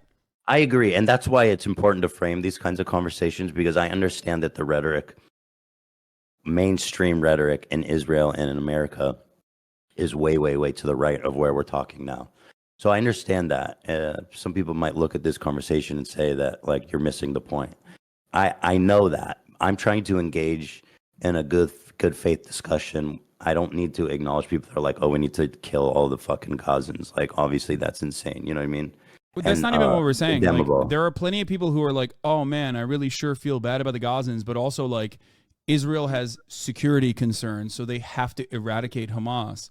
Like, I hear varying degrees of this kind of sentiment expressed from a diverse group of people. And ultimately, a lot of this still revolves around like, I hate Netanyahu, but we have to keep letting him do what he's doing, even though Netanyahu and what he has done so far in Gaza is simply a continuation of the multiple decades of arrogance on behalf of Israeli politics, assuming that like this apartheid regime can be maintained without any severe violent repercussions, not even listening to its own internal security forces like Shin Bet. These guys are not fucking woke, obviously. They're, their job is, Shin Bet, their job is to literally defend Israel's internal security. Like when you have former leaders and also current existing Shin Bet members tell the Netanyahu government, hey, stop fucking over people in the West Bank, because this is going to cause a major collapse. This is becoming a security issue, to which the Netanyahu government responds with, you're fucking woke, shut the fuck up. The deep state has infiltrated Shin Bet. We're not going to listen to you. When you have, former Israeli leaders saying that like this regime is far too brutal at this point to continue without any severe repercussions, and you have 76% of the population saying we want to fucking fire Netanyahu, we want Netanyahu to leave, while simultaneously supporting his actions in Gaza, there's this mismatch here. There's this disconnect. People want some kind of retribution, and that's understandable, a violent retribution. And yet they don't recognize that violent retribution is what causes more violence down the line. This is how Hamas came to power, and it will never. You can never, unless you do full blown ethnic cleansing, you are never going to be able to take care of this problem through violent means. It doesn't work that way. History has only been solved in the exact opposite direction. But I do want to hear what your perspective is. Like, what do you think is the solution? Because I think you believe in a two-state solution, right? I just, in terms of what's pragmatic, yeah. So And again, I don't know how pragmatic it is, because even saying it seems so fucking crazy, because like you said, but I think it is. I don't know if it's possible. But just from my perspective, which is that the dissolution of the borders will never ever happen, is that I think that obviously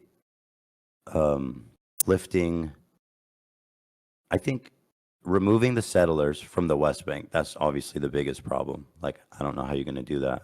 So how do you think you can remove 750,000 people living in occupied territory right now, whether it be both East Jerusalem, which is very densely populated, but also within the West Bank, where there is 451,000 people living there? Oh, I don't know. I mean, you could do it by force, or you could just say you guys are on your own now. Like, this isn't our territory. Yeah, but don't you think that would be incredibly violent? Like, It to would the be, people it would that be live horrible. there?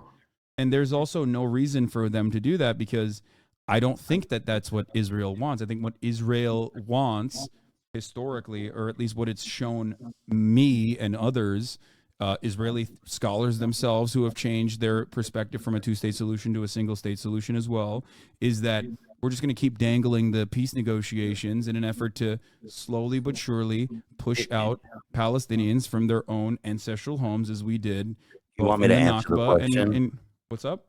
Do you want me to answer the question you asked? Yeah. So, I believe that that's the biggest problem. But removing them and lifting the barriers of,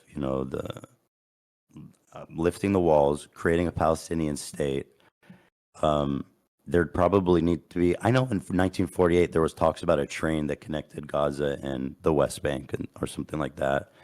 Or, but I don't know. Maybe there'd be some concessions of land there to make it continuous, and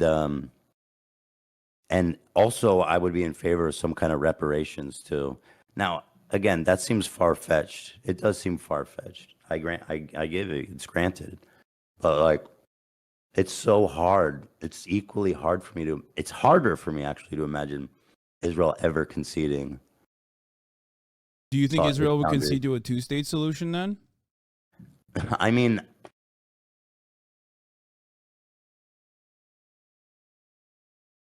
I think there would be an appetite for it if the situation was, if like the vibes were right, to put it in a silly way. Like, if there was a fair duration of peace and goodwill talks. If you go back again to Arafat and Rabin, even though a lot of Palestinians, I'm trying not to chew gum.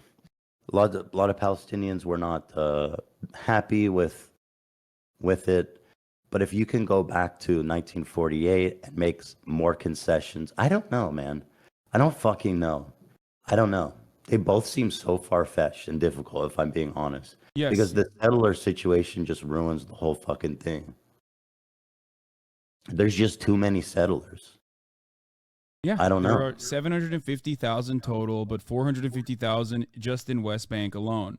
You want to know the number of settlers that existed in the West Bank in 1977? What was it? 7,000. So, and in the 90s, that only increased to like what? I don't know what the exact number was. Hold on, I'm going to look this up really quickly. So, let's see, 1990 number of settlers in the West Bank. In the West Bank in 1988, by 1988, hold on, what is the number of settlers in the settlements in the West Bank, according to the Palestinian Central Bureau of Statistics? Wait, what is this? Number of settlers in Israeli settlements in the West Bank region by 1986. By 1986, the West Bank area, excluding Jerusalem, was 60,000. By 1990, it was 88,000. And then if you included Jerusalem, it reached up to 132,000. So in the 1990s, this number continuously grew to 100,000 to grow and grow and grow, and only continued to go through this peace process. Starting the peace process around 88,000, and I guess like now arriving at 456,000 in the West Bank, and then 232,000 in Jerusalem. So when you look at these numbers, the Israeli government really fucked up. I mean, they didn't fuck up. Well, I know it was by design. I know it was by Yeah, design. this They was the want point. to. It's easier for them to claim all that land if people are been living there and they're established and like, you know what I mean? Because it's harder to do it. That's why they did it. So, Yeah. And in this I don't know. process, this process was also done deliberately to destroy contiguity in the West Bank. That's why West Bank was partitioned off into 3 separate areas, A, B, and C, and of course, control over the areas that even Palestinians live in is also disputed. Israel took over more than 80% of the West Bank in this time frame. 80%. By saying these are this is a matter of military necessity.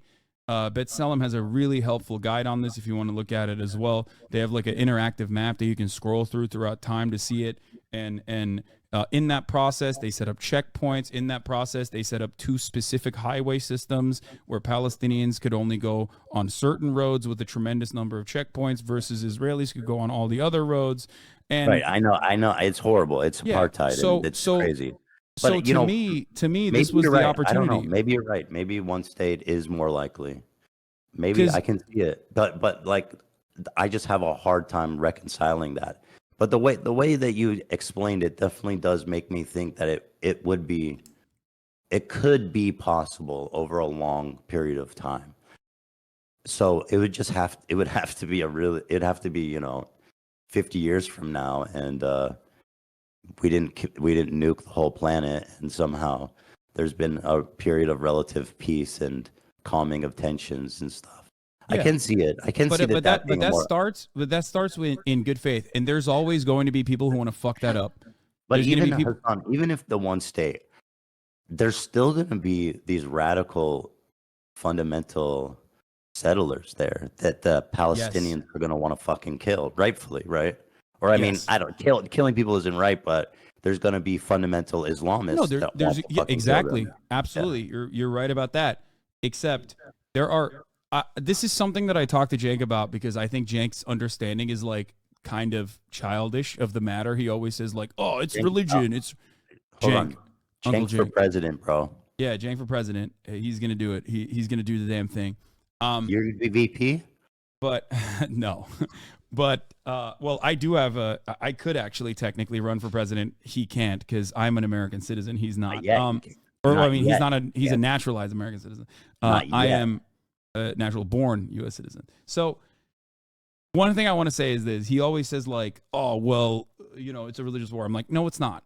Here's obviously it's not. But think about it this way: we have our own versions of psychopathic fundamentalist terrorists, right? We do.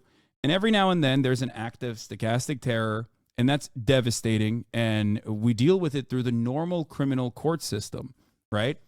That's what will happen. I'm not saying that like it's going to be perfect and everyone's going to get together, hold hands, and say kumbaya, okay? That like everyone's going to hug and kiss one another.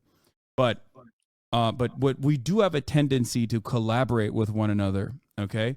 We do have a tendency to live in peace. That's what we want to do. So ultimately, if there is a structure, if there's a one-state structure, of course there's going to be fucking psychotic like Jewish power people and also Islamist fundamentalists or even people who are like, nah, fuck that. I want to kill settlers regardless. Those guys are going to go to jail. Just like the kickstarting of that process also revolves around making sure that there is a tribunal for war criminals on both sides. Like being able to capture and also bring to justice war criminals on both sides of the equation. What do you do about the settlements that are there now? I guess you're saying it doesn't matter because everybody can live wherever they want. The settlements are precisely the reason why I don't believe in a two-state solution, because I don't believe that there is any reasonable way to eradicate 400,000 people and then 230,000 from Jerusalem. Like that, you cannot do that in a peaceful way. So You the cannot idea is take these people that, out of there. By the way, right. you were The talking about idea the is that Holocaust people, survivors. The Holocaust survivors is actually a really interesting thing. I didn't even know about this, but you know about this because you lived in Israel. They're some of the poorest people in Israel. Some of them that were moved into settlements in the West Bank as well. But like, I think, what is it, like 1/3 of every Holocaust survivor that's remaining lives in like abject poverty. So I don't know that. I mean, there's not a lot of them left. yeah, I don't know about their economic no, it's really condition. it's really fucked up. So like it's, you know, I know that the thing is like, oh, there will be another Holocaust or whatever, but like, you know, Israel should probably look into helping its Holocaust survivors that are still alive at this point, rather than so hornily try to fucking take as much land as possible. Sure. This is the whole point. Listen, I agree. Yeah, take care of them, take care of everybody. But you know, it's like, I think it's so fucked up right now. It's crazy how fucked up it is. Both options seem like pipe dreams right now in this point in time. Like, I'll tell you this much. What changed for me, what I realized was like, especially in this last iteration, this last like counter to the October 7 tragedy. What I realized was, I guess it made it permanent in my mind, is that the Israeli government, completely removed from the interests of the Israeli Israeli citizenry, operates with a one-track mind. They care more about like expelling Palestinians, not always like ethnically cleansing, but ethnically displacing Palestinians from this territory, from the territories they occupy, than they do about the safety and security of the Israeli citizens. I saw this being reflected by those who had been victim to the attacks on Kibbutz Be'eri and other kibbutzim as well. Some of the victims immediately after, while they like were still trying to figure out where their family members were in that hotel in the Dead Sea, and they basically were reflecting on the things that had happened, and they were saying a similar thing, that it's like you care, if you care more about like killing Palestinians or pushing Palestinians into the sea than you do about like the safety and security of the Israeli citizens. Like, of course this is going to happen. This is going to continue happening over and over again. And But why am I saying this? Because on October 7th and October 8th and October 9th, there were still Palestinian militants inside of Israeli boundaries, right? But what was the first action that Israel engaged in? The first action that Israel engaged in for the first 2 days was immediately to start bombing Gaza. To me, it's like, what the fuck are you doing? Like, protect your own borders. what do you think Israel should have done in response to October 7th? I think obviously overtaking and maintaining permanent security in the southern regions was the first thing to do. The second thing to do would be to, instead of bombing Gaza, unless there is like areas where there's rocket fire coming from, which they trade off time and time again. But instead of indiscriminately bombing Gaza, I think the first thing to do in that situation would be to dismantle the government in the way that it existed, like get Netanyahu out of power. Okay. So you're 80 saying Israel in 85%. response, hold on, dude. You're saying in response to this terrorist attack, Israel should have dismantled their own government. First set of actions would be to democratically take Netanyahu out of power, yes, and then engage in a hostage release scheme that would then also lead to a larger negotiations process. Absolutely. You're and if serious? if they didn't comply, and if Hamas didn't comply, Yes, I then say you fucking should, bomb. but Then I you mean, bomb. Like, it's not my point is always this. Like, I talk to my friends who are definitely a lot more conservative than you are, right? My friends who are, Who- Zionists. okay. who are a lot more I'm conservative not. in their I don't opinion. know in what way I'm conservative at You're all. not. I'm saying that I have And friends who are a so lot many more people conservative than mischaracterize me, what I believe. It's I really am not fucking sad. saying I'm not mischaracterizing you at all. You're First of not. all, if I thought you were a reactionary on this matter, I would not be having a normal conversation with you. I would be incredibly critical and would be more interested in like yelling and trying to nudge my position across instead of like walking through this step by step in good So faith. are you wearing baby gloves for me? No, I'm not wearing baby gloves for you. I think that you are a very kind-hearted person who Well, literally lived in Israel. So you, of course, have like biases, just like I do, right? Biases in the other direction. But well, you I are think someone who is ultimately led by empathy.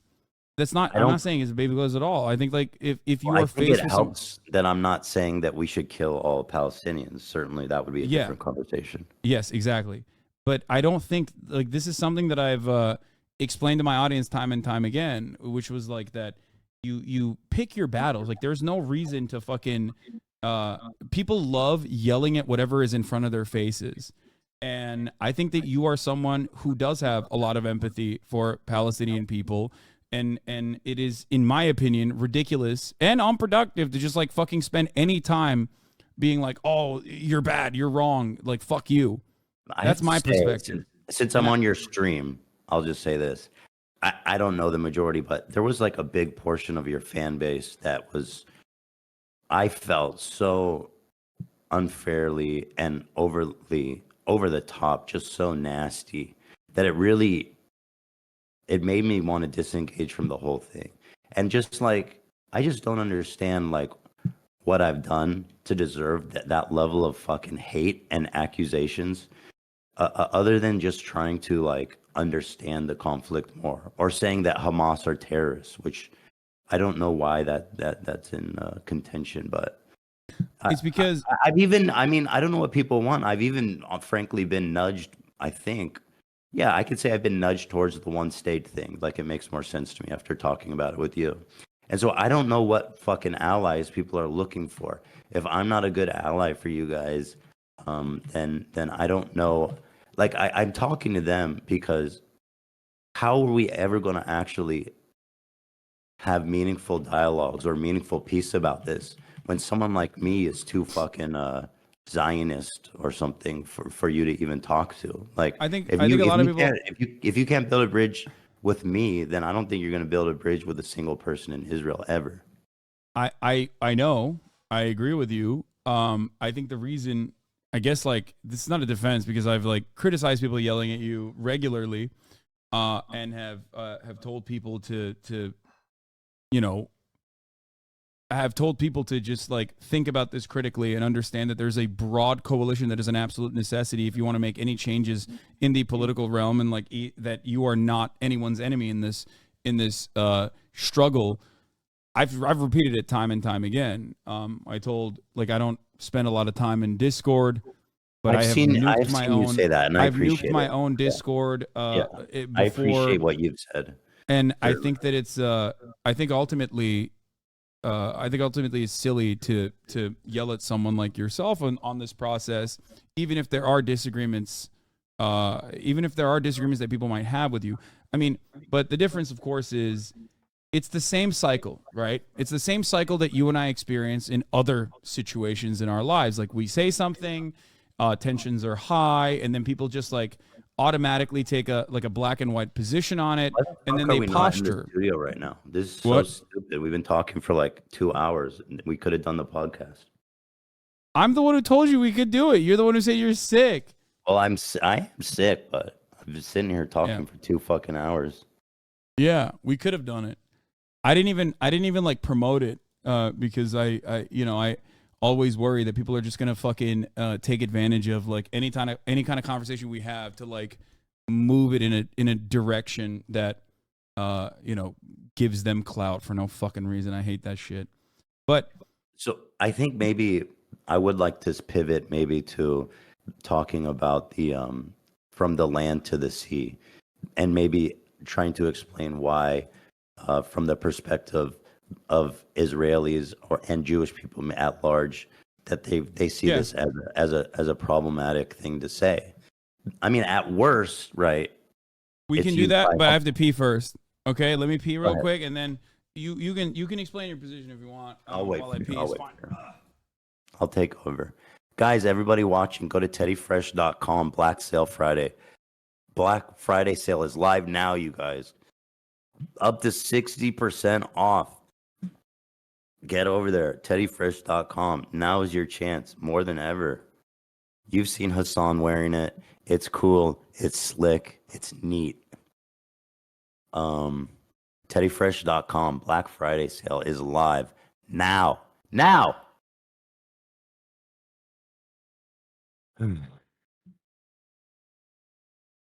Yeah, I don't know. The reason I don't like having these conversations is just because, like,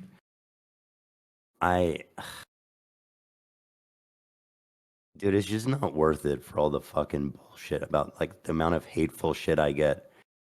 And, like, I feel that I'm really, I try to be really open-minded and, like, open to new ideas.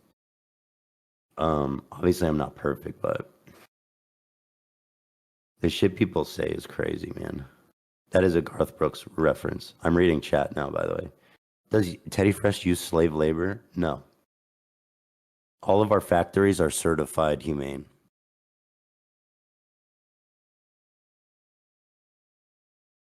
There's organizations that certify factories as having good conditions, work conditions, living conditions, pay conditions, age conditions, stuff like that. So they check all this shit off. All right, I'm back. Okay. All right.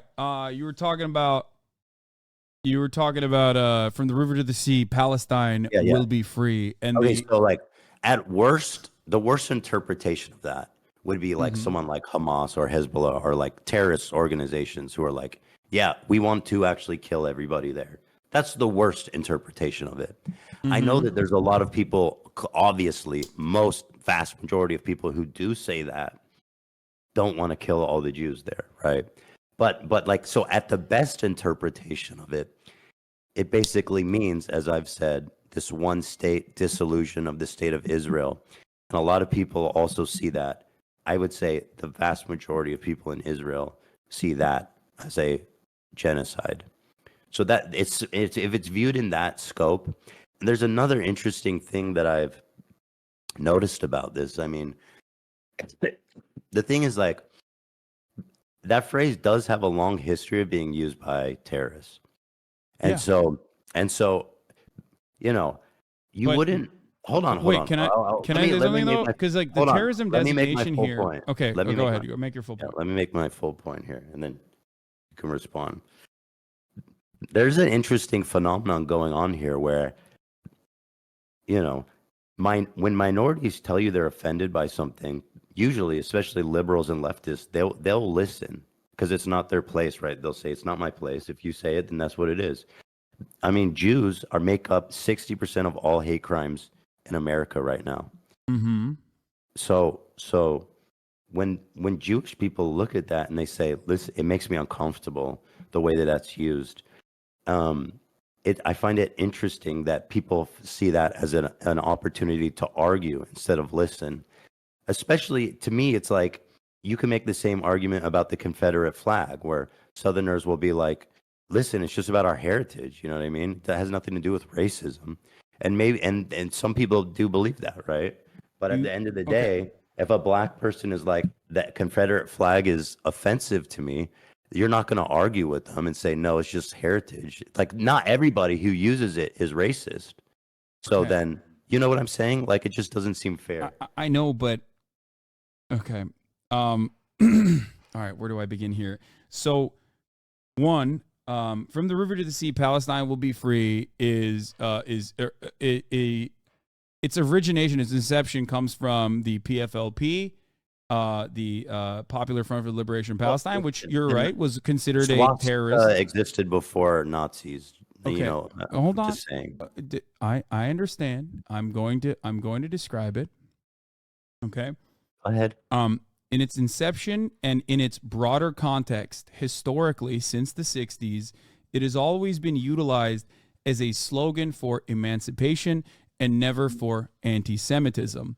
The reason why Hamas adopted it, the reason why Hamas co-opted it when they had 3% support as opposed to the PLO, which had 83% support, right? Alongside the PLO, was because it was the slogan that was the slogan for Palestinian emancipation. This does not mean that like that slogan changed at any given point to mean killing all the Jewish people just because it was co-opted by a marginal militant faction that in and of itself has never reached a similar level of popularity to even a two-state solution has historically amongst Palestinians. They've never pulled anywhere near 52% support. In which part of this do you think it's fair to argue with a group that makes up 80% of all hate crimes that happen in America, or not 80, 60%? Because that you can argue with them and say, no, it's fine. I'm going to tell you.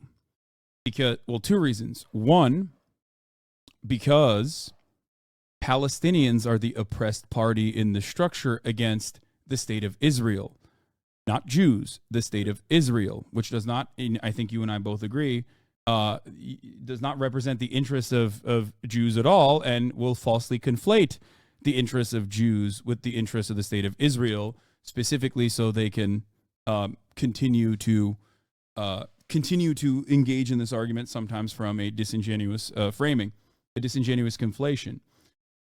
Jewish people themselves say from the river to the sea, Palestine will be free. Jewish people are at the forefront of the anti-apartheid, anti-Zionist activism, Jewish Voice for Peace, Jews for Economic, and the existence of Jewish people doesn't.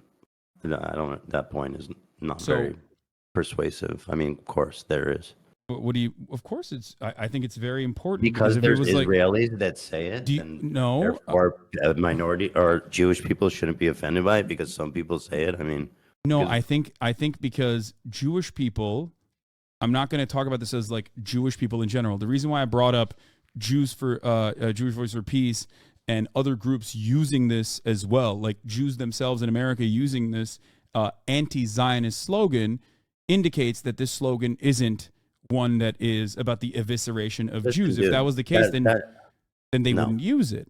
There was Jewish collaborators with fucking Nazis. Ethan, don't do that, please. Don't say that the Jews' Voice for Peace are akin to capos. Like that's.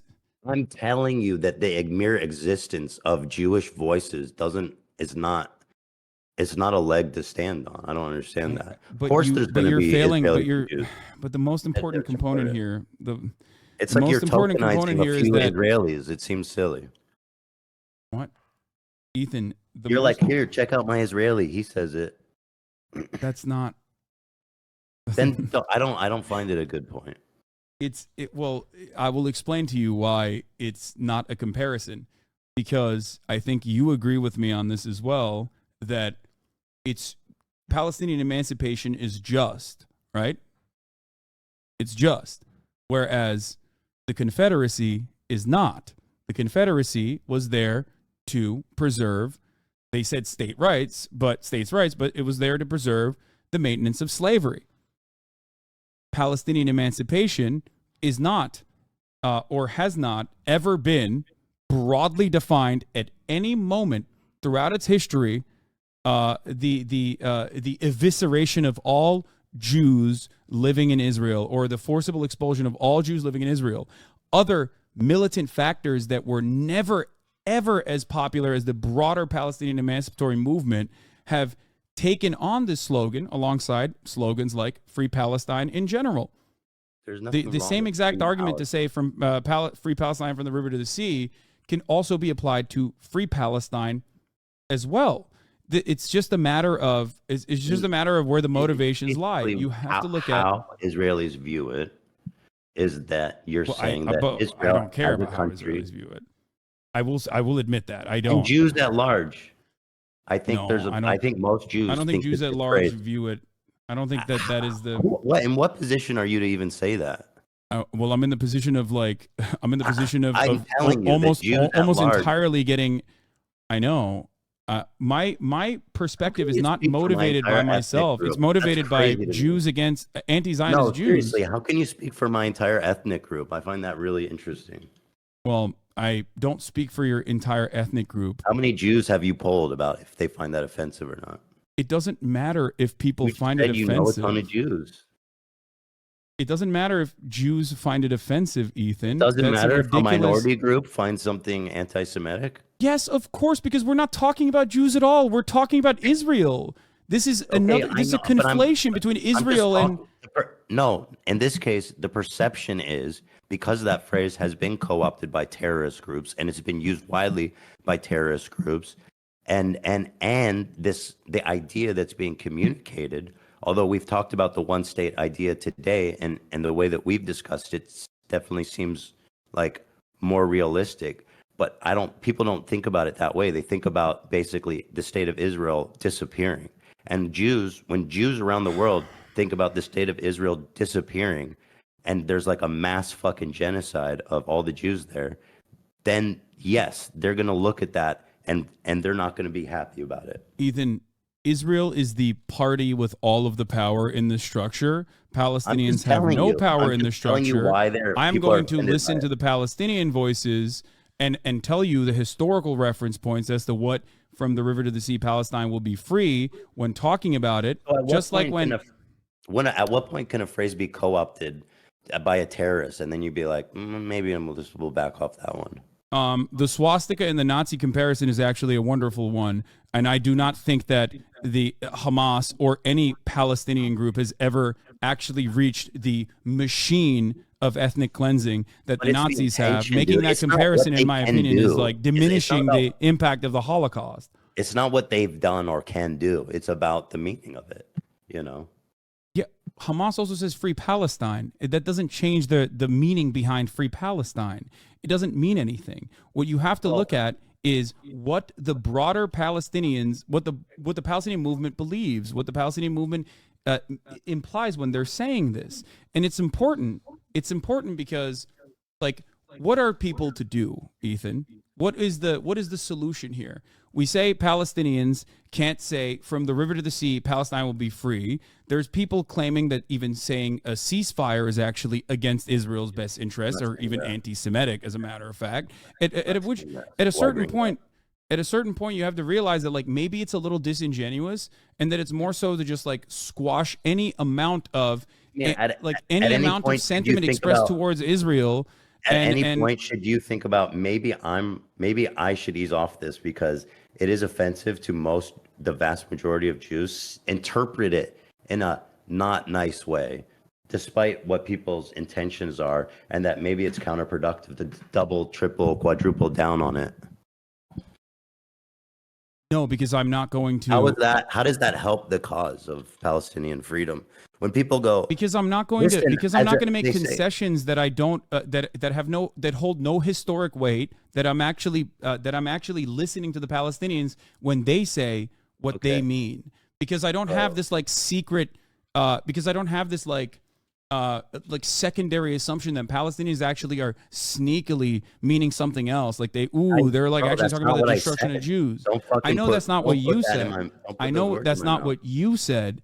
You're not saying that. You're not saying that at all. But there are plenty of people who are implying that. And even then, I'm simply stating the historical precedent for this sentiment. And of course, I'm going to combat misinformation. And I'm going to continue combating misinformation in a country that is outright hostile towards Muslims and outright hostile towards Palestinians from the actual state, right? There's anti-Semitism. This is absolutely true. Anti-Semitism is a gross hate crime. It is completely unacceptable. You and I are in agreement on this. I've combated anti-Semitism nonstop for the past 10 years. There's any people that hear that and they think, you know what? That means no, we got to get rid of all the Israelis. Do you think there's anyone that believes that? That we have to get rid of all of the Israeli Jews in that area? From the river of to course, the sea. I'm sure. Yeah, absolutely. So, there are anti-Semites. There are anti-Semites in the pro-Palestinian movement. Do you think that it could be potentially misconstrued? Can it be potentially misconstrued? Absolutely. Anything can be misconstrued. So Any slogan can be in misconstrued. consideration of all these things, if it can be misconstrued, if it is believed by people to mean it that way, then I don't think Jews are outside of their right to say, hey, this phraseology makes me uncomfortable. And I find it interesting that of all the minority groups, and again, people don't consider Jews a minority because they're white. I only say minority group, or most Jews are white, not all of them. But I say it because 60% of all hate crimes in the United States are against Jewish people that make up like less than 1%. So I find it interesting that when a minority group says like this phrase makes me uncomfortable, and I think the proliferation of this phrase is, is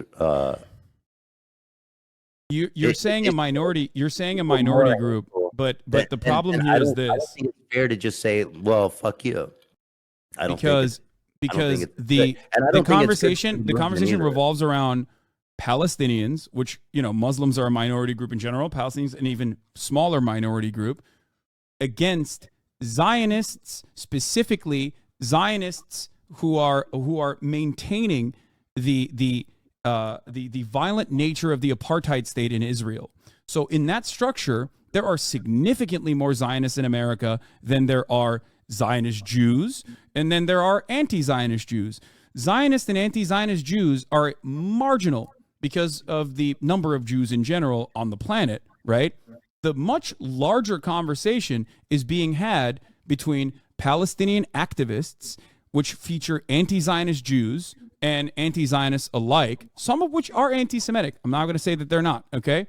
Versus the much broader, much larger Zionist community that is comprised almost entirely of Zionist evangelicals, Zionist Christians in general. That's the conversation that's being had about the state of Israel. You can criticize Saudi Arabia and do it from an Islamophobic perspective, but many people are never going to turn around and say you're being Islamophobic when you criticize Saudi Arabia. But when you criticize Israel, because the foreign ministry has maintained this position and this posture for a very long time, propped up by the likes of the ADL, this conflation is the immediate counter, and I think it's cynically deployed. Is there real anti-Semitism that occurs? Deployed. Absolutely. It's not cynically deployed. It's not. I mean, maybe some. I don't know. I don't think so. I think come on, really Ethan. You don't think people are cynically saying something is anti-Semitic? Do you know how many people call me an anti-Semite? There's like literally fucking groypers online who Jewish people don't like that phrase. It makes them uncomfortable. It's used by Hamas. It's used by the fucking jihadist group, the Palestinian jihadist group. It's used by other extremist organizations. It's been co-opted. At what point? At what level of co-opting do you think it's time to phrase this out? At what level of co-optation? I told you already. The swastika is a great example of this. The Nazis are gigantic. So it's not racist. So it's not racist until there's like a full mass systemic genocide of Jews. No, it's not racist until there is a broad movement behind full-blown ethnic cleansing of Jewish people. Yes, even if it's like in support, there is no. In the grand scheme of things, throughout the history of Palestinian emancipation, which I will reaffirm my support for, I do believe it is just and I believe it is moral. Throughout that history, Hamas is but a mere blip, okay? Hamas is but a mere blip, and even to this day is not has never reached broad popularity. Hamas itself is like reinstituted its charter as well. If you want to fucking believe what they're saying, it doesn't matter. But ultimately, the mantra itself predated Hamas and will continue to exist as long as there is an occupation. So having a conversation about the optics of a slogan when 11,000 Palestinians have been ruthlessly slaughtered by that same state is ridiculous to me. I think it's fair. I think it's uncharitable. This characterization is super unfair. I mean, you're making it sound like I'm a fucking like. It's got nothing. The concern for it has nothing to do with what the Israeli government is doing, the ethnic cleansing and murdering of Palestinians. It's got nothing to do with that. Invoking that is not fair. 57% of Gazans, by the way, And I'm not criticizing them. I understand why people would support Hamas during all this who are in Gaza. But you say that, I mean, they have. Yes, in 2017, they have white support in the Hamas West Bank changed its charter in order to Gaza. gain international recognition. It has white support in Gaza and the West In Bank. 2017, So Hamas so changed you're its saying- charter in order to maintain its civil governance factions and also gain international recognition, as had prior terror cells like the ones that you mentioned that Ben Shapiro still considers a terrorist, like Yasser Arafat, as they try to do the exact same thing. You might not believe them. Okay, I do think that there are certainly still anti-Semitic people inside of Hamas, of course, but ultimately, Not all of them? Palestinian people saying that they support You think there's violent you think there's emancipation. Hamas people that are secular and cool and don't hate Jews? Do I think there are Hamas militants? Absolutely, yes, No, 100%. No, that's not what I asked. I said, do you think there's Hamas people that are like chill and secular and they don't hate Jews? Oh, 100%. What? Yeah. You can yell at me all day for that. I 100,000% believe it. There are fucking 18, 19-year-olds. They don't know anything except fucking bombs being blown up in their heads. That is simply that is simply a means of violent retaliation. I don't think people operate on being bad and being good. I think people operate on, holy fuck, there's a bomb blowing up in my face that killed my fucking family. I hate this fucking state, and I'm going to join whichever faction will allow me to continue fighting against this state. Not every single person is like motivated by like cleansing every Jewish person in Israel. If that was the case, they would not have tried to make a. They would not have tried. Okay, if that was the case, they would not have tried to change their charter and become more. And recenter their posturing so that they can get international recognition. Whether it was going to happen or not is one other thing. The original one was like insane. Yeah. And who the Yeah, no, support I that? agree. I agree. Open this link. I mean, this was just happened last week. If you'll pull this up, What is this? it's one Memory of the head. reports. What the fuck is this? Oh, It's just a clip of a Hamas. Oh yeah, this is the Lebanese guy. Okay, so Hamas, This just is- like every other Just here. play Okay, it. Just play it. I know. I've already played this. It's I gonna. want He's gonna people say to we're see gonna do it. 1,000, 1,000,000 October 7th. Yes, I know. Just play it. Just play it. I want people to see it. Okay, here I'll play it right now. I think إسرائيل my دولة dog لا groomer is مقابلة على outside. أرضنا. إحنا الدولة لابد أن نزيلها لأنه Well, بالفعل هي تعتبر Somebody, I'll just كارثة read it because somebody has أمنية to read the. Okay, yeah, it says because of constitutional security, military, and political ahead, catastrophe to the Arabs. I'm reading it. To the Arab and Islamic nation, it must be finished. I can't hear you. Ethan, this is not the own that you think it is. I've already covered this. I already talked about I this. just want people to see it. I know. I've showed this on my stream. I don't know why you Hey, think let this me- is like an own. Well, do you think that every single person watching right now has seen every second of your stream? I don't know, but okay. I mean, here we'll just probably not. We'll play it again, but I'm simply stating that, like, you know, I'll read it for you if you want. It's not like a. This I'll is not read like it a secret, if you're going outside to get your dog groomer. I can read Yeah. it. Okay. All right. Here, Oh I'll just. shit! Play. Never mind. The groomer is not even here. Oh wait, I can't play it on your stream. Never mind. Yeah, I can play it, but it doesn't matter. Here. So Hey, the play groomer's it. not even Play it, here. and if you don't أكذبها mind, مرة ثانية just وثالثة. reading the. ومشان Yeah. حتكون طوفان The أقصى Al-Aqsa أول مرة. flood is just the first time, and there will be a second, a لا، third, حتكون a ثاني fourth. وثالث ورابعة لأنه إحنا لدينا إصرار ولدينا قرار Because we have the ولدينا determination, the resolve, and the capabilities to fight. نقاتل ونحارب لكن كما قلت We will لك، have to pay a بدنا price. ندفع ثمن. And نعم، yes, إحنا we are ready مساعدين. for معلش، it. أقول لك بشكل We واضح. are called a إحنا nation اسمنا of شعب martyrs. الشهداء. And we are ونفرح proud بالشهداء. to إحنا لا- sacrifice martyrs. We did not want to لا harm نريد أن نمس civilians. لا بالمدنيين ولا أن نلحق الأذى بهم، لكن أوقات لأنه في But تعقيدات في but there were الميدان صارت. complications on the في ground. منطقة موجودة And there was a وكان party in هناك the في area with a سكان civilian وكان في population. سكان وفي منطقة واسعة ليست It was a سهلة. large area across 40 kilometers. امتداد تقريبا 40 بس كيلومتر لا يجب أن ننتهي. أن ينتهي The occupation must come to an end. Occupation where? In the Gaza Strip. ننتهي إلى لا بتكلم عن كل أراضي No, I'm فلسطين. talking about all the Palestinian lands. كل الأراضي الفلسطينية يعني Does that mean the إسرائيل. annihilation of Israel? He says, yes, طبعاً. of وجود course. إسرائيل غير The existence of Israel is illogical, but there's cuts in there too. I don't even know what the fuck he's saying, but it doesn't matter. He's saying a bunch of fucking psychotic, bloodthirsty shit. I This agree. is one of the head. This is a guy I've seen him before. He's a spokesman for Hamas. Yes, there are two different. Do you There not are believe that multiple different Israeli factions within spokespeople Hamas are- right now. There are multiple Hold different on. factions within The Hamas right existence now. of hold on, let me finish it. The existence of Israel is what causes all the pain, blood, and tears. It is Israel, not us. Do you want me to talk about it? He's occupation. going to say 1 million October 7th as well. He says, It is Israel, not us. Let me We are just the read victims. it. There's only like 10 seconds left. Okay. Therefore, We'll nobody finish should it. blame us for the things we do. مش احنا We are the victims of the occupation, period. Therefore, nobody should blame us for the things we do. On October 7th, on October 10th, on October 1 million, everything we do is justified. احنا اللي بنعمل مبرر. It is justified. مبرر. Yeah, he even says it in English. He says, it is justified. Okay? Are you happy? Now, let's talk about it, because you brought this up as though this is like an own or something.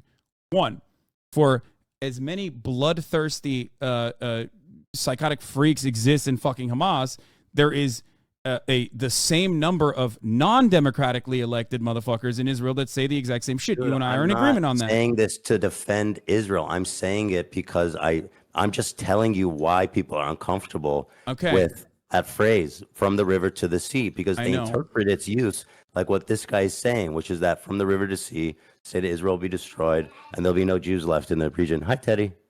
How are you, sweetheart? You have a good day? Okay. Yeah. For the record, from the river to the sea is in the Likud charter as well, and they do have the material. Not only do they have the support in their coalition government, but also the material realities reflect that Israel is a genocidal apartheid state. So when they say from the river to the sea, so this phrase, when does this it land become, belongs to Israel, that is a little bit more important. However, I don't even care about that sloganeering. I don't care about what Israel says either. I care about the actions. Okay. Okay. No. No. You made a statement defending this slogan, and that's the conversation. Yes, I still defend it, and I'm still defending it. Listen, it's got nothing to do with defending Israel or not. I'm telling you how people feel about it. Okay. So at what point does this statement become justifiably anti-Semitic? Your position is that once basically the government has become full-blown Nazis, or I mean, whatever, Hamas or whoever has become full-blown Nazis, only then will it be considered to be anti-Semitic, and no sooner. No, that's what you. Okay, no. So when this person's statements do not speak for Palestinians as a whole, and never has. He doesn't even fucking speak for Hamas. There are two different factions, or multiple factions in Hamas. There's the civil governance branch. No, Ethan, there are literally conflicting factions within Hamas. He is the more militant faction in Lebanon.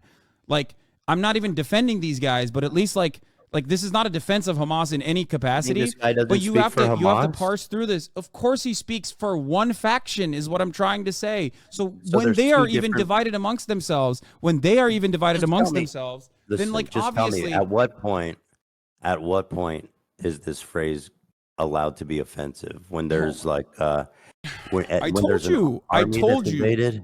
So not, you said Nazi Germany.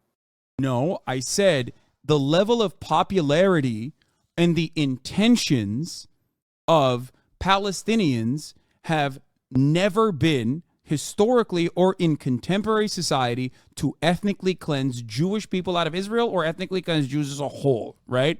Depending on who you talk to on the side of defending Israel or on the side of like genuine concern, expressing genuine concern over a statement like this, it ranges from... though.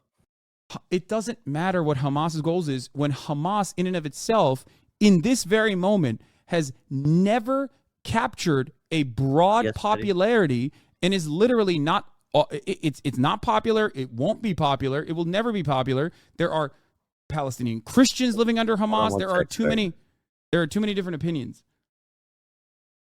Oh, you're sick too. Me too. You feel okay? You think it's because your tooth hurts? Maybe we just got sick, probably. Does your throat hurt? My throat hurts. A little bit. Do you sleep good last night? Nice. You did in the night? We'll have to, we'll take it easy today and hopefully feel better. Oh, no. No fever? Okay, good.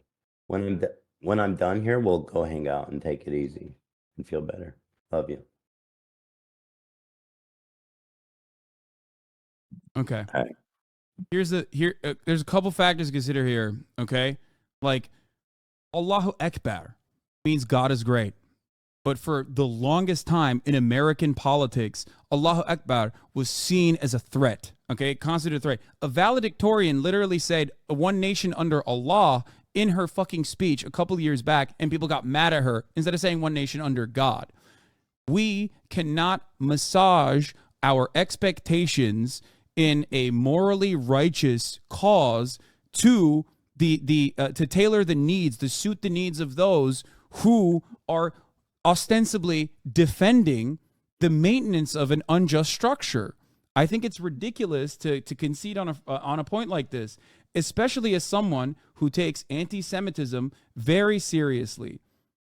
I don't think that it's appropriate. Mark Lamont Hill was literally fired from CNN a couple of years prior for saying from the river to the sea, Palestine will be free at the end of his speech at the UN. Okay? This man is a scholar. This man is a historian. He delivered a speech in front of the entirety of the United Nations, and CNN fired him. Why did they fire him? Well, I'm assuming that you don't believe Israel has the right to exist. I don't believe Israel has a right to exist as an apartheid state. No, I don't. I don't believe that an apartheid state can continue. From the river to the sea essentially means the state of Israel is going bye-bye. The reason why I brought up the historic reference point is because in its charter in 1960, I think it's like 1965, the PFLP that first implemented this slogan literally said they wanted the Zionist entity to be dismantled so that there is a democratic secular state for all Jews living in Israel and all Palestinian Muslim Christians alike. Hold on. Who said that?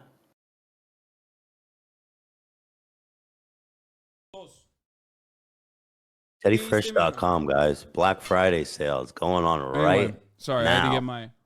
I had to get my food.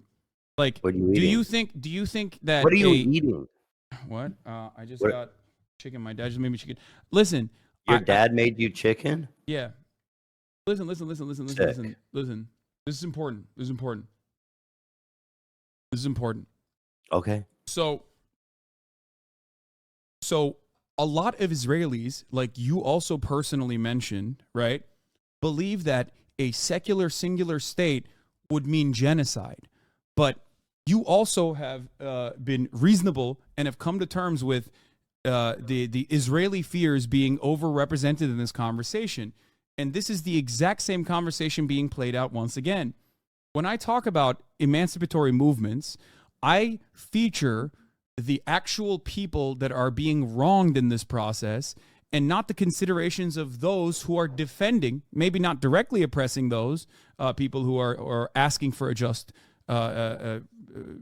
cause that are morally on the right side, but those who are defending those who are wronging them. I don't care about the considerations of people who defend Israel in that situation. The Palestinians are the ones being wronged, which I agree with.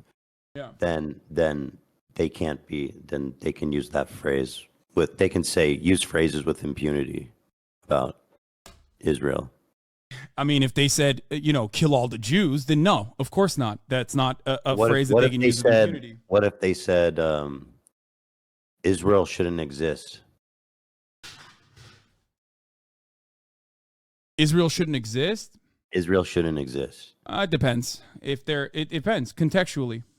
It's entirely about whether or not it is contextually appropriate. It's like the fucking OK sign. Nazis use it, you know what I mean? But contextually speaking, if you hit the fucking OK sign, that doesn't mean you're a Nazi. If someone is talking about Israel cannot exist within the framework that it currently exists, then yes. How many people are talking about it like that though? Like I know you are, and in like your political circles and stuff, people do talk about that. But when someone out, just in the world says Israel shouldn't exist, I don't think, I wouldn't assume their intentions are always pure. That they're precisely why I said context is appropriate. context is right. But in most context contexts, is I guess important. No, I don't think in most context. I don't agree with that. It's like saying America doesn't. if you say America shouldn't exist in the way that it does, is like when I say it, it's different. I'm an American citizen. When you and I doesn't can have say any it weight, easily. though. Doesn't have any weight. There's no terrorist group trying to fucking kill Americans. What? Yes, there. Wait, I thought I don't get it. I thought Hamas was crossing the fucking southern border to come and destroy America. Right. Like, well, I know it you're hasn't not saying happened that, yet. but I know it is crazy that people are saying that. I agree. It's absolutely fucking nuts that they Yeah. think that. But So, anyway, understand where I'm coming from? I'm just telling you the Jewish perspective. That's why people don't. No. When they hear First from of the all, river no, you're to not the telling me the sea, Jewish perspective. You're telling me. I you're am. telling- I am. No, I am. Ethan, you can't say it's just the Jewish perspective when. I'm telling you because Jews, I know they're talking about Israel, but when Jews around the world hear someone say Israel shouldn't exist from the river to the sea, which is how it's interpreted, they see that, again, I keep bringing this up, they see it as a genocide. Okay. And so they can I ask you a do- question? And I'm just telling you that's what it is. The perspective of like like I said, it's not every single Jew or like the Jewish perspective. Jews are not a monolith. I think that it's ridiculous to make this assertion when, like, again, Jews, anti-Zionist Jews, are at the forefront of criticizing Israel and have been using this term in perpetuity, and therefore comparing them to capos is, like, I think, very inappropriate. Dude, no. My point in comparing them is to say you can find support on any movement by anybody. You know, it's No, just but that's not. But that's not a it's not broadly. persuasive But that's to not like say, a. hey, it doesn't. That's not a tiny, minuscule percentage of the Jewish population. That's a very important percentage of Jewish scholars. It's a very important percentage of Israeli scholars. It's an important percentage of Jewish people in You're general. saying that you know that there's a large portion of Jewish people around the world that say from the river to the sea. Not a large portion of Jewish people around the world, but I don't So how many concern are we myself. talking? I don't concern 100? myself with what Jewish people think about a particular slogan when I'm talking about a particular slogan that is supposed to be, when I'm giving you the historical context of where the slogan comes from, not necessarily like how Jewish people perceive it, especially when Jewish people on either side of this equation are a tiny sliver of the conversation. Anti-Zionist Jews do not make up the broader movement, just like Zionist Jews do not make up the broader movement of defending Israel. It's literally we're living on a planet where invoking that some Jews, there's Jewish people that agree with you is I'm just saying I don't think it's a good argument. That's all. No, I'm simply, the reason why I mentioned that is Sure, you because can find if you Palestinian- consider you it to can- be I'm sure you can find an Arabs and Palestinians eradication that are like in favor of the occupation too. No, the reason why I brought that, Ethan, and the reason why I think it's a disingenuous framing to compare it to the Confederate flag or to say that Jewish people agreed with like Hitler or whatever, is because you know a lot of these Jews who are anti-Zionist. You probably respect a lot of these Jews who are anti-Zionist. Do you think that they would actually fucking defend a phrase that unironically is pushing for their ethnic cleansing? Do you think that that is the case? I ask you in all talking sincerity. about a real measurable group of people. You're just using Jewish people as a token.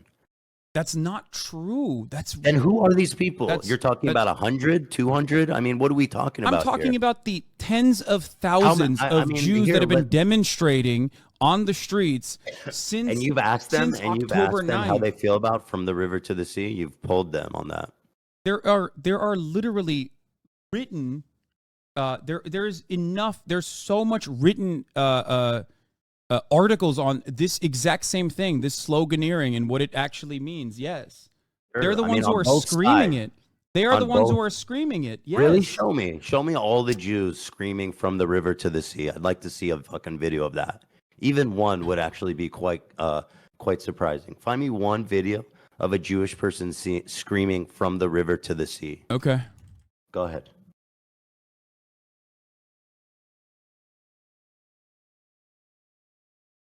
I mean, I can definitely find you a group of Palestinians or Arabs that are like, no, we should definitely occupy Gaza, and we think that Israel's totally right. But what difference does that because make? I can use them as a token too. It doesn't mean that what Wait, what?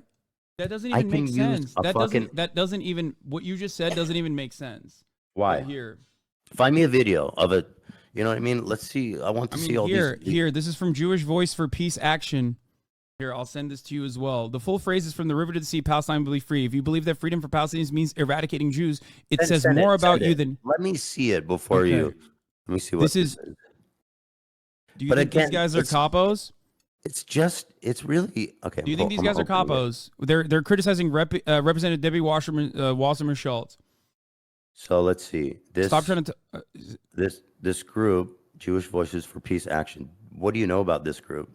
What do you mean? What do I know about this group? This is one of the forefront. This is one of the leading advocacy movements of anti-Zionist Jews in this country. Alongside Jewish Voice for Peace, you also have Jews for Economic and Racial Freedom. But don't you see how fucked up it is to be like, this group of people say it's not offensive, therefore the rest of you shouldn't care about it? You asked. You said, show me a Jew. And I didn't just... No, show me a Jew screaming from the river to the sea. You showed me a tweet. I mean, on Twitter, people brigade any fucking thing. Like, this is 36,000 likes. These guys are at the forefront. These guys are at the forefront of anti-Zionist. Of course there's groups. Anti-Zionist protests. Of course there's groups, dude. Ethan, you asked me, and I gave you an answer, and now you don't like the answer, and now you're saying this is... The majority of people retweeting that are Jewish? That doesn't change anything. You asked me to... Why doesn't it change anything, You asked me for a particular... You asked me to literally... First of all, there's Jews in my chat right now. Video. I said, show me a video, not a tweet. There are Jews in my chat right now that say it all the time. Not that you care, because like clearly, when I show you not just a single Jew, like you asked, but literally need to rely on that argument. It's literally an entire movement. I don't understand why you rely on that argument. It's silly. You asked me. The reason why I'm mentioning is because do you think these are bad people? Do you think these are? You brought it up. Do you think these are anti-Semitic? Do you think that these are anti-Semitic Jews? Like the people that are protesting. You said there's tons of Jews that are saying this. Yes, of course. Show me one video of a Jewish person saying it. You sent me a tweet. Here to protest. You said you could find me a video. I'm gonna literally call up Noah Colwyn to have him say it. I don't care what one person says about it. I'm talking. You know what I mean? Here. But you said show me a Jew. I'm showing you a video of a Jew screaming from the river to the sea. Okay, I'm gonna call up Noah right now. I don't want to talk to Noah. I don't give a fuck about who that is. I don't know anything about him. What do you mean? I'm gonna call him so he can fucking scream it. He can scream it at you. Okay, so not the Orthodox. You know one guy who will scream it. Therefore, dude, this argument you're making is ridiculous. What do you mean the argument is ridiculous?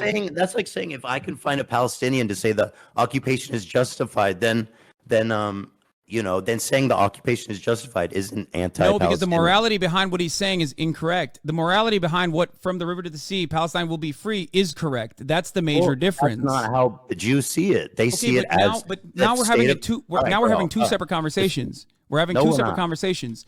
If you and I are both in agreement of Palestinian emancipation, which you say you are, and I believe you, then why would, if you believe in Palestinian emancipation and you don't believe in a permanent occupation over Gaza, who gives a fuck if you can find a Palestinian that says, no, eviscerating Gaza is correct? Like, the conversation is not on the boundaries of, Jewish people versus Palestinians. The conversation is on Zionism versus anti-Zionism. The Jewish people do not interpret that as a morally just statement. I mean, obviously, that is completely subjective. Well, the reason why I mentioned that you're wrong in this, I'm sure there are a lot of Jewish people that don't interpret it as morally just. They think that it means ethnic cleansing. No, you don't care about anyone else. What you're supposed to do in that situation is not to immediately go, all right, well, Jewish people don't think this is appropriate, so. I'm gonna go it's not allowed. I'm gonna go find a group of black people say the Confederate flag isn't racist. I'm gonna go find. Ethan, please stop. No, don't do that. Don't do that. You're being ridiculous. This point is Ethan, you're making a conflation that However makes you look horrible. Why don't you see this? It means fucking nothing. Ethan, you're making a conflation that literally makes you look so bad. Please stop doing that. Please. Doing what? Doing what? Stop bringing up slogans of an oppressive party in comparison to slogans that come from the oppressed side. It is a false conflation. All I'm telling you is why people find it offensive. You don't want to hear it, and that's fine. or you disagree. I'm telling you why people find You're- it offensive. the- They see it as a call for the destruction of Israel. That's how they view it. I hope you can understand what I'm trying to say, because like Israelis is basically they see things through the lens of everybody wants to kill us. do you think And so a black therefore- white supremacist that defends the Confederacy is akin to a Jewish person that is defending Palestinian emancipation My point and is that saying you the can slogan? you can find anybody to agree with any I know, fucking but- point. That the existence of somebody agreeing with a point is not proof of any fucking thing. And the suggestion that it there is are a stupid. ton of white people who think Black Lives Matter means fuck all whites and only Black Lives Matter. That doesn't change the reality behind the slogan, and that doesn't change the morality behind the activism. And the same goes for Palestinian emancipation. Just because people who are in defense of Israel, okay, people who are defending Israel and its continuation of an apartheid regime because the opposite makes them feel like it's going to be genocidal, doesn't change the reality of the slogan behind it and doesn't change the morality behind the actions. I am in support of Palestinians. I'm in support of all people living freely. I'm in support of I am permanent too. security. Stop putting these fucking words in my mouth like I don't. The way you set that up is fucked up, and that's why people get so angry. No, I'm not putting words I'm in your mouth, literally- but you're putting words in I'm your mouth. explaining to you why people find it offensive. That's it. Here I'm with not. the You know what I mean? Jewish voice. I'm telling you how people interpret that, and like when people double down on it and they use it, and people, it's offensive to the vast majority of Jews. I'm telling you, despite how going many to- you know that you could fit into a room that agree with you. I'm telling you This is going to literally, like, I'm telling you, I don't know why you won't listen to me. I'm trying to, as your friend, I'm seriously urging you to reconsider your position, because if you are, position. I'm literally just explaining why people find it offensive. What is my position exactly that is a problem? What's my position that's your a position problem? comes along with the false conflation that this slogan is harmful to Jewish people. A slogan that is a slogan that is that. otherwise not harmful to Jewish Jewish people people can believe be it is used in an harmful to anti-Semitic them. fashion. A slogan Jewish that is, people believe it is harmful to them. but that doesn't change the reality of the slogan or the fact that there are plenty of Jewish people who are in support of Palestinian emancipation who use it. It's a slogan at the end of the day for a morally righteous cause. Just because But there's also fucking those- terrorists that want to kill a bunch of Jews also amongst that cause, despite it not being a lot. That's how fucking Jewish people and Israelis interpret it. I'm just telling you, dude. Okay, Whether you Ethan. agree or not, I'm just explaining it. Ethan, I know you're just explaining it, except the okay. You're not gonna convince Jewish people that It doesn't matter. I don't care about It's not convincing Jewish offensive. people. But first of all, I care about convincing whoever will actually listen and try to understand from a charitable perspective what I'm trying to say. But ultimately, yes, I am not going to move on this position because people are uncomfortable by this slogan, considering what the slogan actually is. There's no reason to concede. There are certain things that I find that's not completely true. unacceptable. There are reasons. I mean, you like you wrote- said, if you wrote From the River to the uses Sea, it, terrorist groups use it, and so like there are reasons. Whether you agree with them or not is a you're justified Hamas to says disagree. free Palestine as well. Does that mean free Palestine means eradication of Jews? It's in their charter too.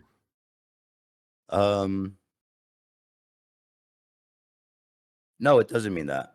Okay, what's the difference then? I mean, obviously the context matters, right? Some people mean it that way. That's some what I people don't. said. That's what I said from the start.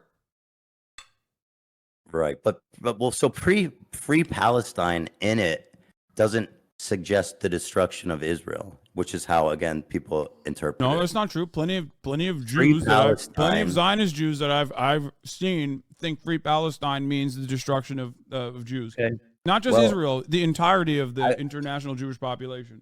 I don't think that because from the river to the sea in the saying itself is people interpret it as the annihilation of Israel. That's how people see it. Okay, when you want to understand what Black Lives Matter means, do you go to white people to ask them, or do you go to black people and ask them what it means? Who do you listen to? Say what? When you want to understand the purpose behind a slogan, do you go and ask what What white people think about Black Lives Matter, or do you ask black people what they mean when they say Black Lives Matter? Uh,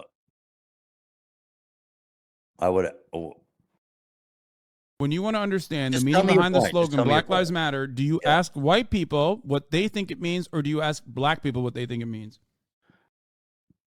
I guess I would probably just ask anyone involved in that movement. I don't know. Okay, that's great. Are there black people in the Black Lives Matter movement that like legitimately hate white people and like maybe want to even kill them?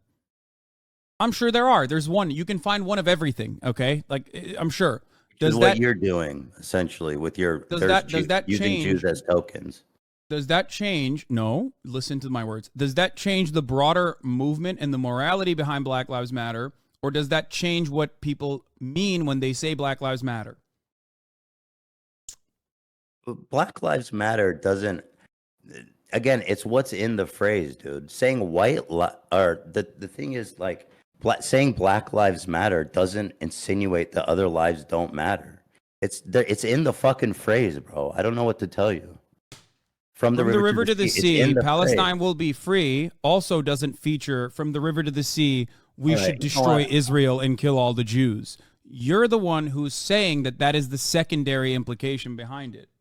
I'm just telling you how people see it, bro. I know, You but if you disagree. were to tell me this is how white people feel about Black Lives Matter, I would say I don't care how white people feel in this regard because Yeah, but my business Black is not Lives about Matter, explaining what this. There's My, no when I'm, inherent, bro. There's nothing in Black Lives Matter that's saying that white lives don't matter in the There's fucking nothing slogan. in from the river to the sea, Palestine will be free that implies Jewish people must be eradicated or Israel must be destroyed No. and Jewish people in it must be A killed. lot of people disagree because you're talking about from the river to the Yes, sea. a lot of people is who are not mainland Israel. Palestinian and a lot of All right, people who are whatever, not bro. anti-Zionists disagree. Anti-Zionists, on the other hand, don't agree, and they are the ones who are using the slogan. So why would I'm asking you, if I'm not going to ask a white person who is against Black Lives Matter, why would what they feel about this slogan? Why would I go to in the broadest Well, I already majority explained it to Zionists, you. both Jewish and Christian? Why would I ask them what they think about a Zionist, anti-Zionist slogan? I already explained it, but you don't want to hear me. What? No, I'm asking you. Like, It's why not in in this the circumstance, fucking why would you do slogan that? itself says people interpret it as destruction of Israel. I know it doesn't say let's destroy Israel, But it's but not. that's from the river to the sea is mainland Israel. Okay, Ethan. That's it, man. That's how Ethan, people see it. No, I'm not you can't simply say that's how people see it and It stop is, it though. there.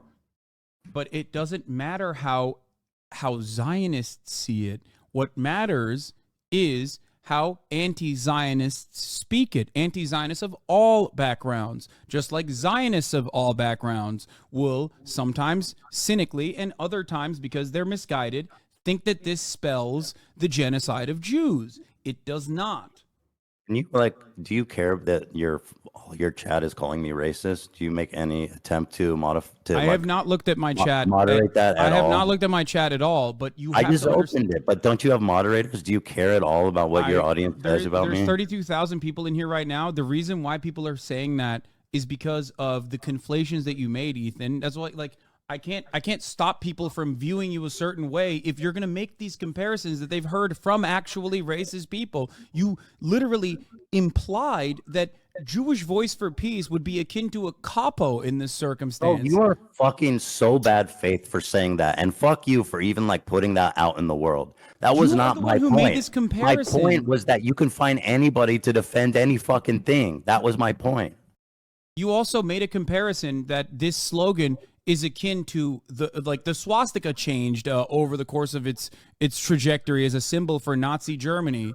And then also on top of that stated that the Confederate flag means something different to the Southern folk that want to promote heritage, not hate. Those people, when they say that, are cynically saying heritage, not hate. It doesn't mean slavery to me. Those people are in the wrong. These people that are saying from the river to the sea, Palestine will be free, are not in the wrong. They're in the right. That's the major difference. They are morally righteous, and their slogan in and of itself is on the exact opposite side of what the Confederacy implies. That's why a better comparison would still be to make a comparison to Black Lives Matter in the way that some white people foresee or perceive Black Lives Matter.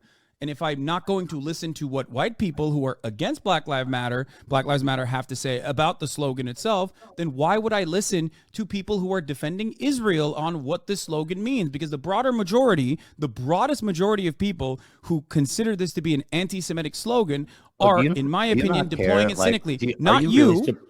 Not By you. the way, I'm not even defending I'm not even like, I'm just trying to tell you guys how it feels.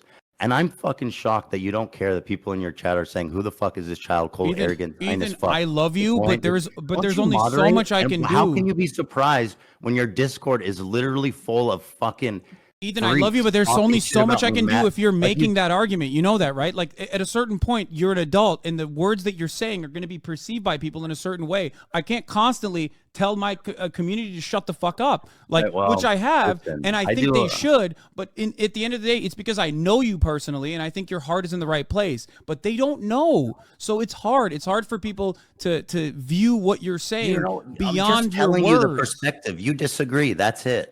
I mean, what the fuck do you want from me? Okay, but do you get where I'm coming from? Like, that's why I'm trying to understand your analysis, dude. Okay, I understand your analysis. I don't want my community to hurt your feelings. I don't want your feelings to be hurt either. They're not hurting my feelings. They're fucking. They're monsters. They're like psychotic. I think you're a good not person. All of them, but there are a lot of them, and you don't seem to care about moderating it at all. That's not true. Whereas when you're on my show, we really do care about what people say about you on Discord and chat, and we moderate it to keep like a good environment. But you don't seem to fucking care about it. There's no way I can shut off my chat. I mean, I can put it in emote mode, but that's it. Just like you shut off your chat. Just like you shut off your chat when these sorts of conversations happen in an effort to stop bad faith pieces of shit. We can put it in emote mode, which is what I'm doing now. But ultimately, you have to realize, like, when there's 33,000 people, and it's not even YouTube, it's literally fucking Twitch, so that it's even faster. It's almost impossible to moderate because people are going to perceive what you're saying in a certain way. This is not like, there's only so much moderation I can do if you make that comparison. Do you have moderators in your chat? I don't understand. I didn't make any fucking comparison, dude. I'm literally just explaining how people feel about it. That's all I'm fucking doing, man. And you continue to put words in my mouth, making it seem like I'm comparing them to fucking Jewish Nazis and shit. Hold on. It's so fucked up. It's not fair. And when you say that shit, then people in your chat are obviously going to co-sign it. And they're going to fucking, think that, as I quoted, a Zionist fucking freak pig. I mean, I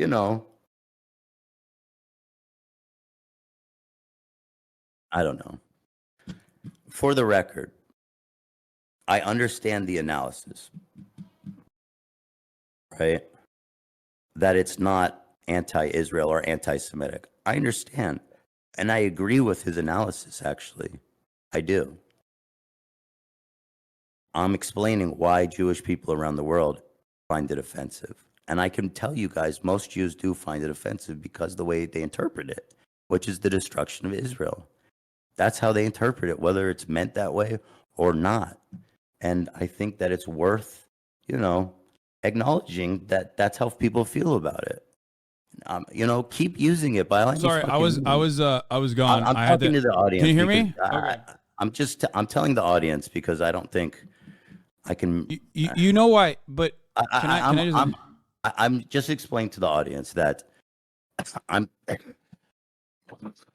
simply explaining why people interpret it to be anti-Semitic or anti-Israel because of the insinuation that it is from the river to sea. They interpret it as it being a call for the destruction of Israel.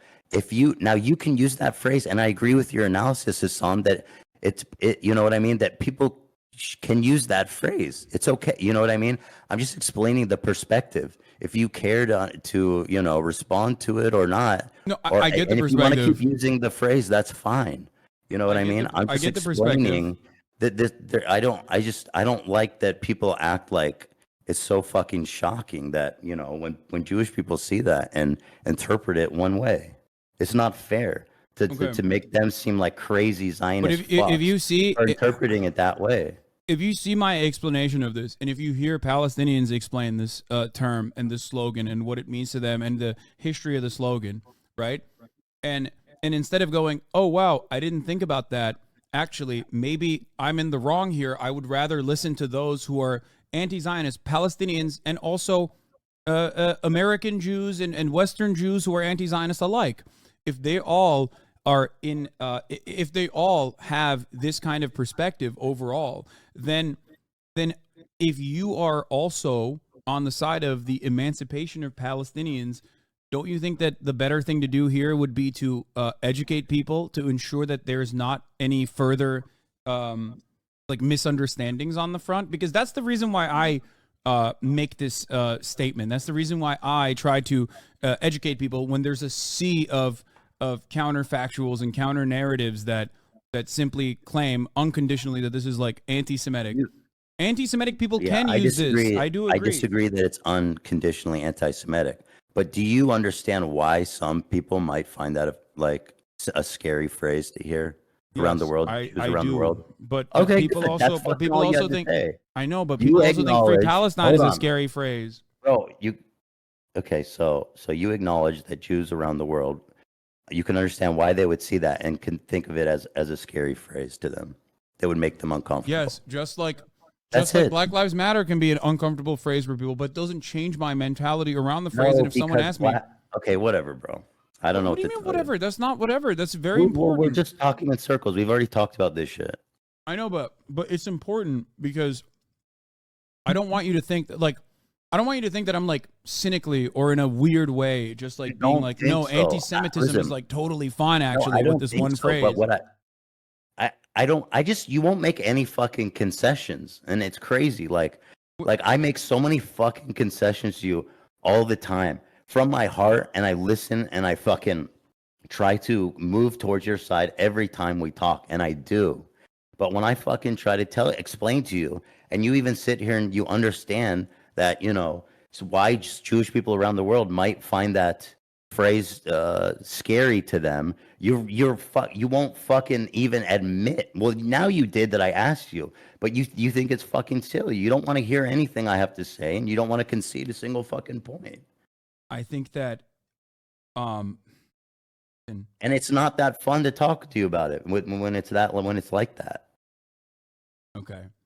I think the reason why it comes across as one-sided, even though it's not one-sided either, is because we're broadly in agreement. But I agree. But the potential fears that this might invoke in people who are otherwise misguided and propagandized against this phrase by those who have a cynical reason to tie this to Judaism in general is the reason why I try to educate people on the matter. Is the reason why when you and I are in disagreement, I want to explain it to you in all sincerity. I do not discount the fact that Jewish people might hear this. Otherwise, good faith and even, I guess, anti-Zionist or maybe critical, Jewish people who are critical of Israel, let's say, might hear this and think, oh, this seems anti-Semitic to me because I've been told it's anti-Semitic. But I think making a concession on this and saying, you know what, you're right.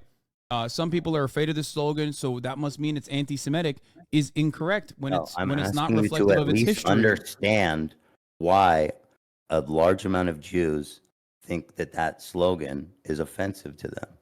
I know, but just like with the one-state That's solution it. conversation that like we're I'm just having, asking, I'm just trying to connect a fucking bridge at all between I do understand it.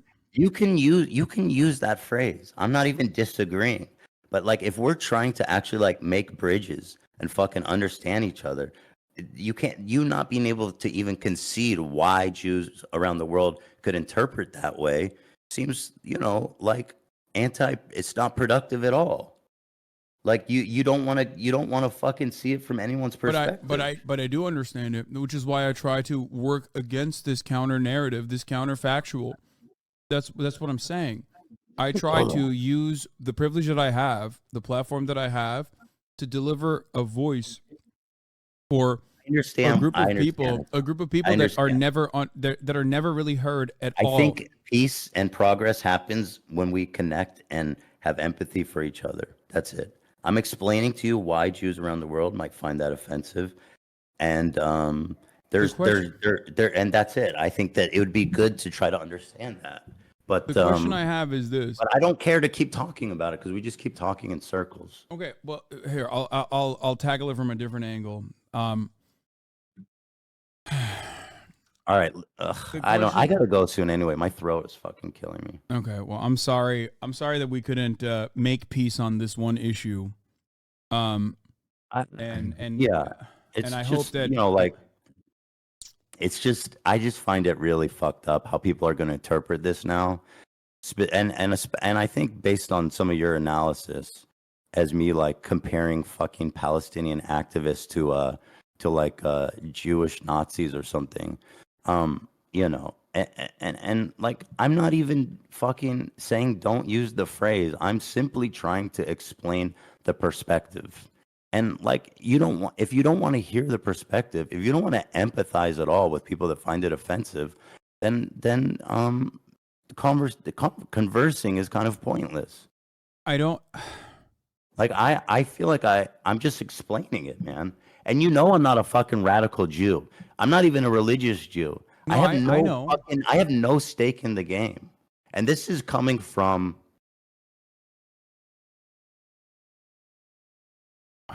I know.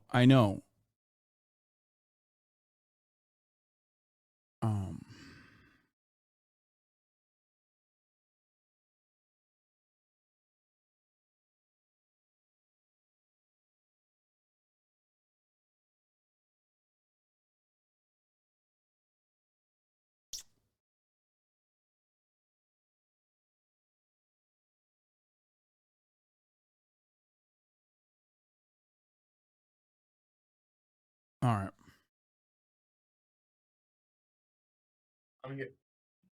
Sorry, I don't know why I get so fucking emotional lately. You all right? We don't have to continue if you don't want to and you don't feel like it.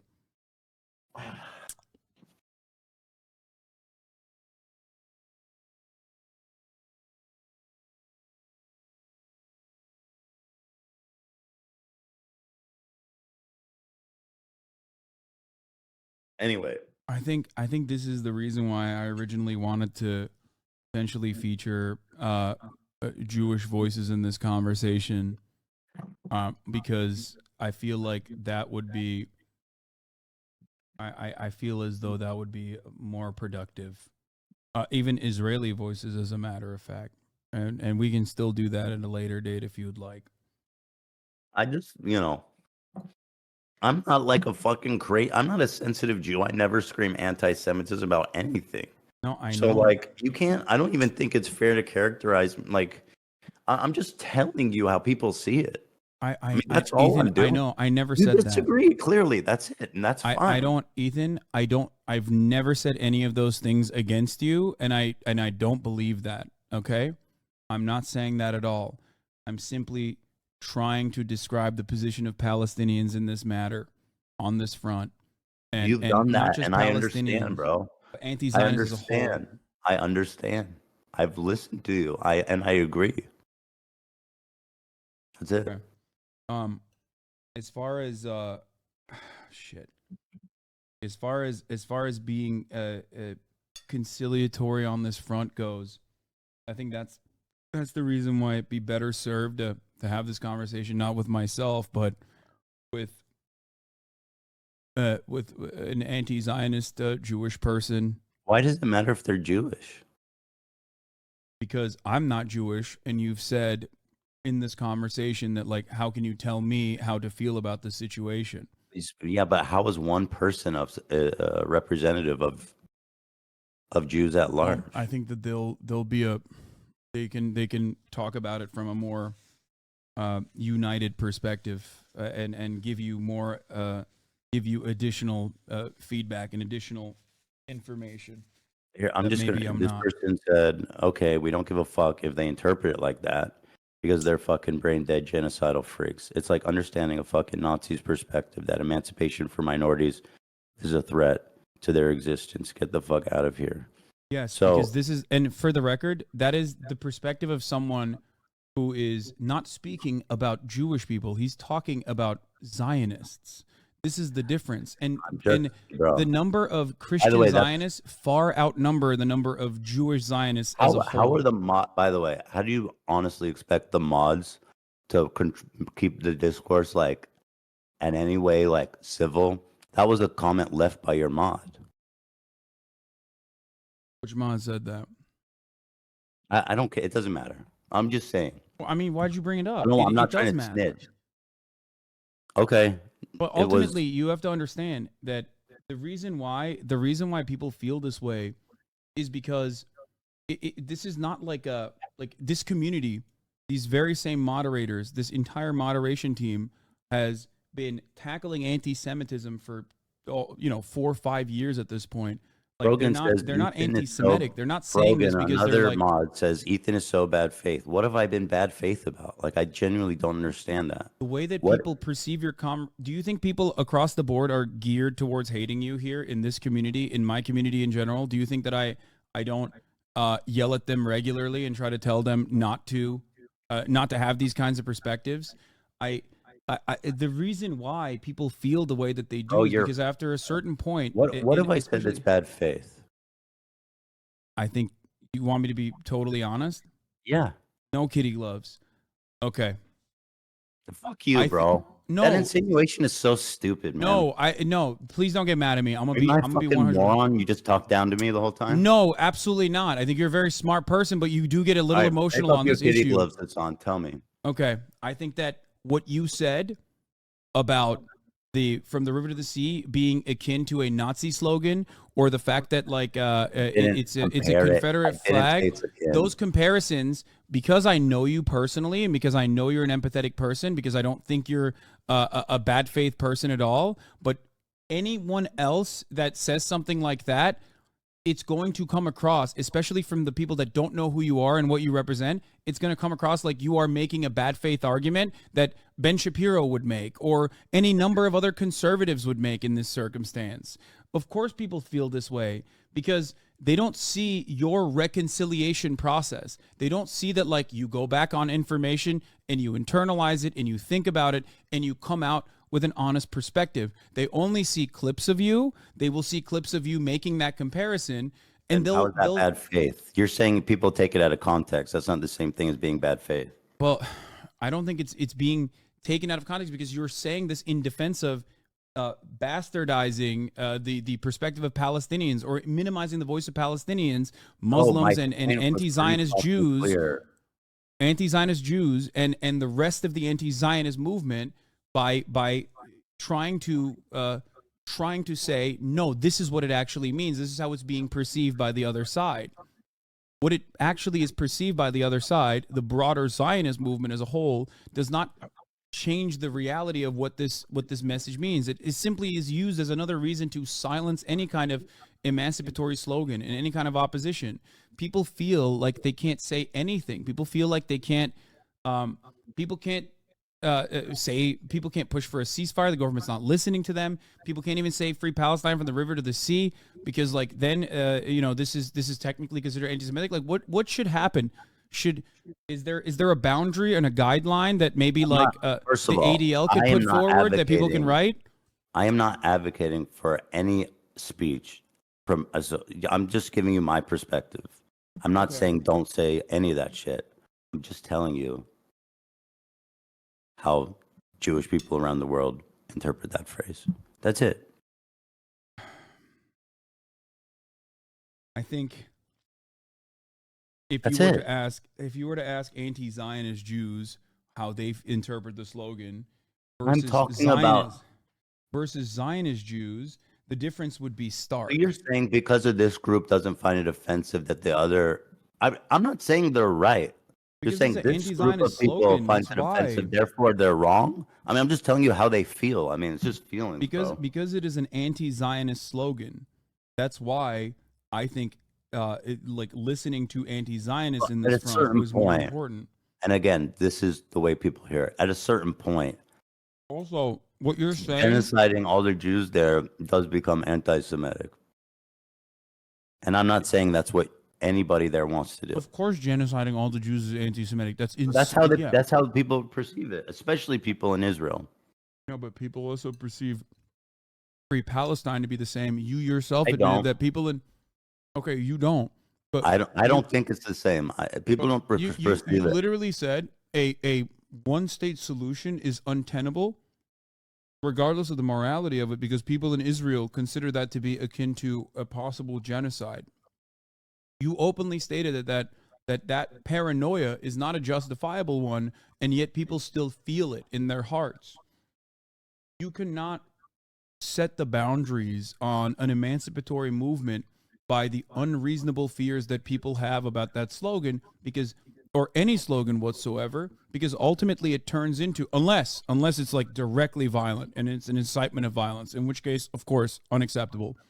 Because at a certain point, this becomes an optics conversation that is used as a cudgel to like just fucking forcibly squash any kind of opposition. And that's already happening. In America, it's not happening. We still have some semblance of free speech. But in Europe, in different parts of the world, people are literally fucking getting apprehended. They're getting detained for saying from the river to the sea. So in my opinion, having this back and forth in good faith and having a conversation about it is fine. But that doesn't even change the reality or even break through the dam of the sea of people that are demanding a ceasefire, that want to stop the occupation, that want to end the apartheid, that has currently in this iteration, in this last iteration, in the siege, has killed almost 11,000 people with 4,000 children. Bro, don't And I bring that know up you- as and some I know fucking you don't think- talking point against me. Because No, again, I know it you don't insinuates agree with I don't that. give a I fuck know you about don't that. agree with that. I know you don't agree with that. I know. I'm not saying you do at all. I know you don't agree with that, and that's precisely why All right, I'm saying just listen to the Palestinians in this front Okay, I'm listening to the Palestinians and anti-Zionist Jews. and anti-Zionist Jews. Anyway, I'm sorry. I don't want to fight. I think this is like, I mean, it sucks, and I'm sorry that I made you feel a certain way. I'm sorry that my community made you feel a certain way. No, it's fucked up. I don't want you to. I think you're a good person. Just understand that people don't know the empathy that you have, and they simply see, similar talking points that they've heard from others that don't demonstrate that same empathy that you do when you're delivering their perspective here. That makes sense? Yeah, I mean, I'm just trying to have a conversation about it. I'm just trying to be honest and open and I agree. I respect it, which is why I wanted to have this conversation to begin with. I hope you don't think that I'm like, harboring resentment or trying to get my fucking community to hate you. I'm working in the exact opposite direction. well, I don't think your mods have a very vested interest in aligning their goals with yours. I'll talk to them about it as well. But ultimately, there's a reason, and that is because they've heard this sentiment expressed by others, and they don't know you. Here's another personally. mod. C-Max says, you're just showing you're a Zionist, Ethan. There's another one saying, shrug dog, I don't care about your feelings. Which is fair. Yeah, I'm not taking it back, says Fish. Frogan said, I forget what she said, that I'm a Zionist or something like that. The talking I'm literally points that just you've trying to explain demonstrated, why the people talking feel that points that way. you've demonstrated come across like you are in defense of Israel, and they are identical to the talking points that those who support Israel When put did I forward. defend Israel? But I know you're not. I know. When? No, when? You said it can be when? No, you're misunderstanding what I'm saying. I know you're not. I know you personally. I know what you represent. I know the values that you represent. I know that you're empathetic. The talking points that you bring forward, however, are identical to the same talking points that I literally spent the entire day dissecting. That's the difference. That's why people see that and they automatically ascribe bad faith, bad faith to what you're saying. Like what though? What's a talking point that you'd hear Ben Shapiro say? Where do I begin?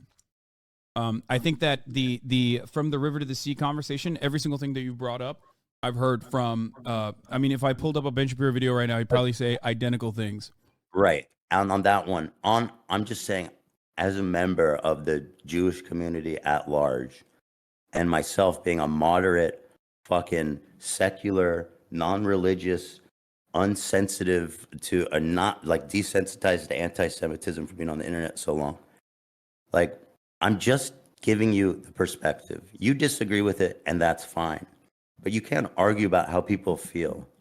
You know, it's an No, I emotional, know. it's an emotional thing.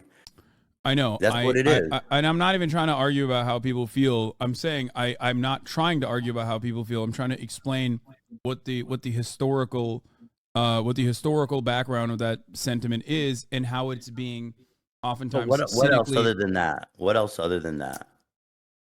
It's mostly I, that. I know Ben Shapiro says that. Listen, I'm just telling you the perspective. What else did I say that would I think I don't know. I haven't watched a lot of your your takes. Like I today, genuinely don't know. You said Today that is just the river to the sea thing, for Okay. sure. That's it. You made it sound like beyond today in our that, I think like conversation, I was echoing all kinds of talking points that suggest that I'm defending Israel. wait, And I don't remember I doing didn't say that. that. I'm talking specifically about river to the sea thing. But as far as like a two-state solution goes, I think you're or a one-state solution goes, like even having that conversation alone implies that you're not a Zionist. So I don't know why. Dude, I literally conceded to you that the one state might make more I know, sense. Ethan. I know. what the I'm fuck, man? telling you that I don't feel that way anyway. I'm not coming from it from that perspective at all. I'm also eating now. I'm just letting you know. But Yeah, I can see. It's fine. All right, I do have to go. I mean, I don't know I don't know if this was productive or anything really at all. My sense of this is that I'm going to probably deeply regret having this conversation, but that's what it is.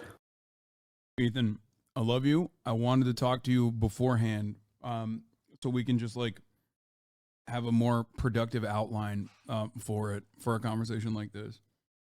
I'm not. I mean, I'm this not is what I trying to, wanted like, to talk about. What? No, this is what I wanted to talk about. It's No, fine. I know.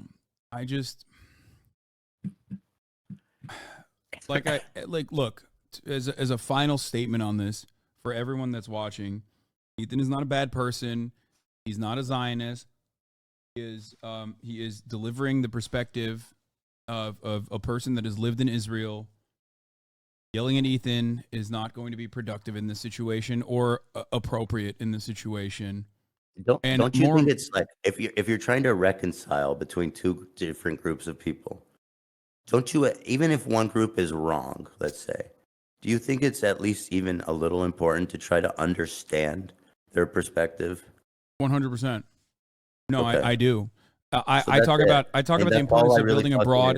am I talk about the doing. importance of building a broad movement all the time.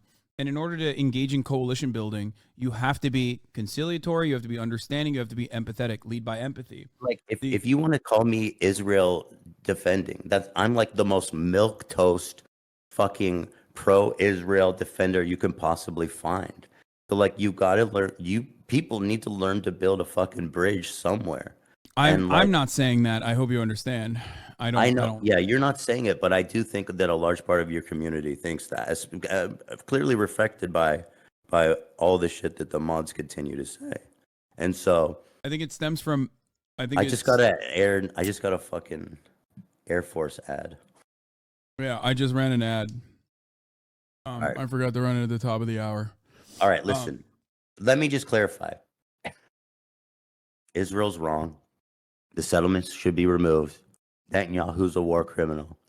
I fucking hate him and his whole cabinet. They're genocidal, absolute psychopaths. Fucking despise them. I think the Palestinian people, I think the blockade needs to be lifted. I think that Israel is indiscriminately bombing Gaza.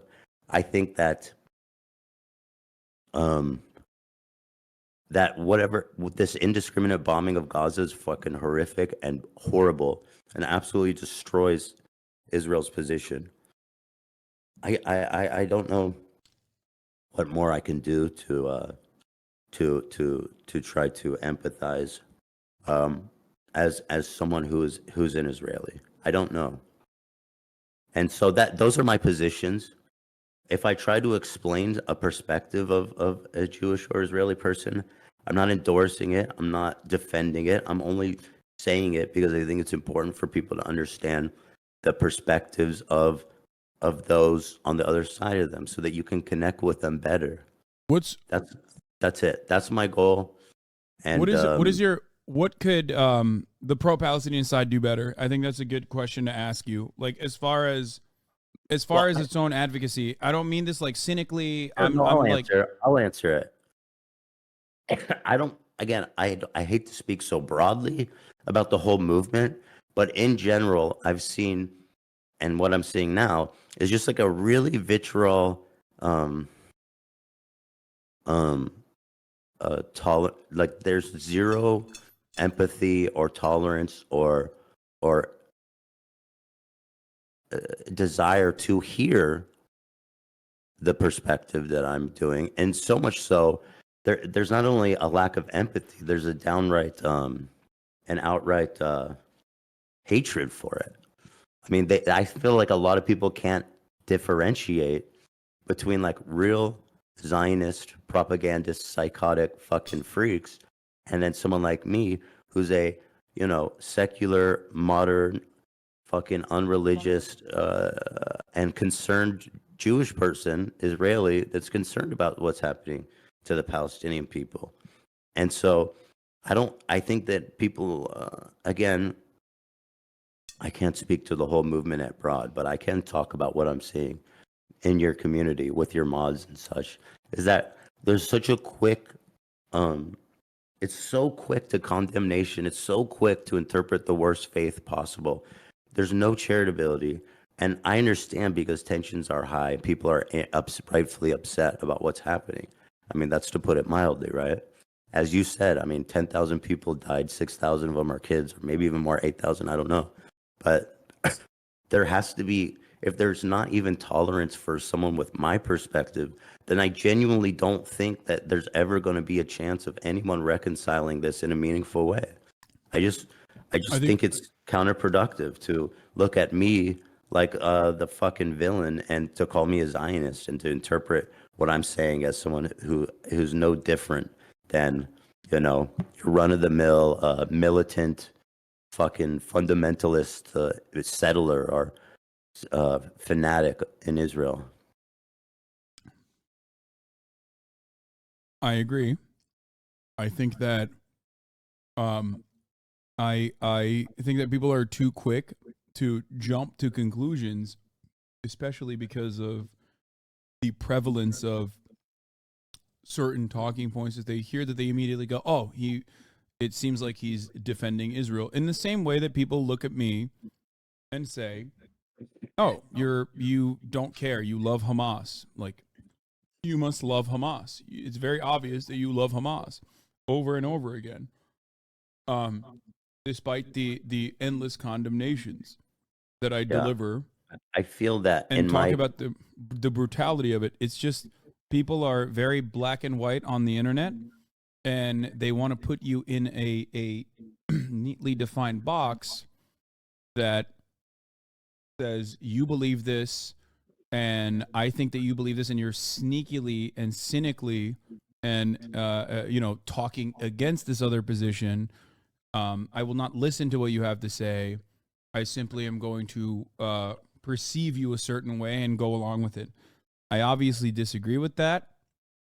That's why I try to break through that on a regular basis. I try to instill charitability in my audience as well when talking to people. And that's... I do think, though, in general, like I agree with what you're saying about yourself. I know that all that about you. But I do think, like, on the whole, that your community is extremely hostile towards me. Or maybe not. I don't know. I don't know what's the percentage. I mean, how could I tell? There's plenty of. But I feel like they're overly. There are plenty of fans of yours in this community. I think that yeah. No, I don't know what's the percentage, but like, it's very. I don't know. I feel like very unwelcomed, and maybe it's going back to the fucking Discord that I know you don't log in there, but like, it's just. No, not only do I don't regularly go in there, I've literally moderated it, but also on top of that, have told the mods to like I've told the mods to deal with it. The thing is, now that you've said like, I don't know. I just like everyone is gonna going forward from this point on. There are going to be people that like regularly will take clips that you've had on this broadcast and use it against you and say that you have a certain position and continue fucking bullying you, which I disavow and I disagree with, and I think it's fucking bullshit, and I've said it time and time again, you know this. And then also on the other side, people are going to be eating good and being like, see, Hasan and his community fucking despise Ethan. Like when you said that about Discord, my Discord and my community, everybody went along with it. The worst pieces of shit that you and I both fucking despise, like all those fucking little weirdos on Twitter, like the likes of Ian Miles Wrong and shit, you know, quartering, like they all fucking went along with it. And we're like, Hasan's community are fucking anti-Semitic and they all fucking hate Ethan and they're all woke and they hate Ethan. And I hate that shit. I despise it. Like whenever you and I have a back and forth like this, they eat so good and I despise it. Like they're probably going to use this as well. Constantly fucking driving a rift and constantly moving away from like having a charitable conversation, having an important and productive back and forth. I do feel, and people say, oh, you're wrong. Well, that's why. I do feel like if I was to take a snippet from our Discord, it would be so positive and so nice and so supportive of you, even when they disagree. Whereas if I look at your community's responses, some of the stuff I'm saying, they're super fucking, and maybe they're justified because of what's happening in Gaza right now. But it's just so negative and so hateful and so nasty and so uncharitable and so mean-spirited that that it just makes me feel unwelcome, and it makes me feel like sometimes that what we're doing here is kind of pointless. But I admire everything that you do, and I support everything that you do, and it's also I think it's also because it's a political community, which is fucking cancerous and awful in general, especially like this morning. I talked about walking my dog. I was 10 minutes into the broadcast, and the first thing I saw in the fucking chat was, oh, so no more BDS against Starbucks, I guess? Because I said I got a puppuccino for my dog. I never said I went to Starbucks. I never said anything. For the past fucking for the past 4 weeks, almost 5 weeks now, I have continuously talked about what is going on in Gaza. And yet there were still people who are mentally ill and fucking bad faith who were like, oh, I guess you went to Starbucks and purchased all the Starbucks you possibly could, and that must mean you hate the BDS movement. That must mean you hate Palestinians in general. So this shit happens to me all the fucking time too. It's part and parcel of like being, unfortunately, in the political realm, especially when it's like an environment that is ultimately very emotional, that people, people do the two awful worst things you could do. We're marrying parasocial attitudes that are already unhealthy with political perspectives that people get like incredibly polarized on and incredibly impassionate about. So obviously, no matter what happens, like if you look at this kind of stuff and it let the kind of stuff sway your opinion, it's going to destroy you mentally. It's just something that listen, sucks. I've been that like, I have to deal on with the internet always. so fucking long, dude. I'm impervious for the most part. I would thought into this shit, But this stuff that's happening here really, I know what it is. It's getting yelled at by those you perceive as your allies. Happens to me all the fucking time too. You recall this happened during the you bought a house saga when you and I had this conversation. Okay? Can you hear me? What? I can hear you. I What's just going got a on? text from you said, "Can you hear me?" That's weird. I guess No, that's old. Also, don't show your phone on your camera. Yeah. Anyway, no. Remember? Listen, I do. Remember we I had do this have to conversation go. when I bought a house. Last thing I want to say. Remember Yeah. when I bought a house and everybody fucking lost their minds, or when I bought a car and everybody lost their fucking minds? The people that were yelling at me in that situation were not right wingers. I mean, sure, there were right wingers that were yelling at me and taking advantage of the situation too. It was mostly fucking people with hammer and sickles in their fucking bios on Twitter. That didn't change my perspective, and it didn't change my opinion on the world, and it didn't change my analysis one bit. Because ultimately, you have to remember, like, a lot of that comes from a place of anger, resentment, frustration in their own personal lives. You just have to keep learning and keep going on this journey, be as charitable as you possibly can to others, and lead by empathy. There are going to be people who you perceive as allies who will yell at you, and it's going to hurt your fucking soul. And it has happened to me more than anyone on this planet, okay? It's coming from a place of powerlessness. It's also coming from a place of like access, where they think they have access to you, where they know you will hear what they have to say and you will respond to it, and they'll make them feel good. What that, about like, when all those people saying that are your mods? I mean, that seems more personal. it's the exact same principle behind that as well. It's the exact same principle of like people perceiving what you're saying without knowing your background, without knowing what you believe. Like, my mods aren't like these are not people I'm seeing personally every single day, Ethan. They are fans all You the and same. Trust, They don't know bro. you. They don't know the Okay, conversations listen, I that do have to go. I do have to go. What I was saying is this. I have always admired what you do, and I have always supported what you do, and I will continue to do that. And uh, I think that you can. That's it. I don't know. And you can say from the river to the sea. You can say free Palestine. no, okay. Do all that shit. It's not. I don't think that it's inherently anti-Semitic to say those things. To be clear, I don't think that fucking Jewish people that are anti-Zionist are fucking Nazi sympathizers. Okay, I don't think you I I don't don't think you think said that. I don't think you believe that. I know. I'm I saying don't think that Confederate that Jews who are anti-Zionist are Confederate supporters. I am anti. I'm not a Zionist, so I'm not sure where that comes from. Oh, I know people are saying it, but in short, I support you. I've always respected what you do, and I will continue to do that. And that's it. Is Ethan drunk? No, I'm please. just sick and tired. Okay, well, before we go, please don't read shit online. People are going to be fucking ruthless knowing full well that you read it and it pisses you off and it hurts your feelings. That's why people are doing it for the Really, I most mean, part. Anyone who thinks that like taking you down a notch or a peg is going to like somehow be productive or somehow win anything, and call you a Zionist and yell at you, is wrong. They're wrong. They're in the wrong. They're not thinking about this. They're just simply selfishly trying to yell at you, just like people selfishly try to yell at me all the fucking time, because it's a mechanism of like releasing stress, especially in listen, an incredibly stressful environment.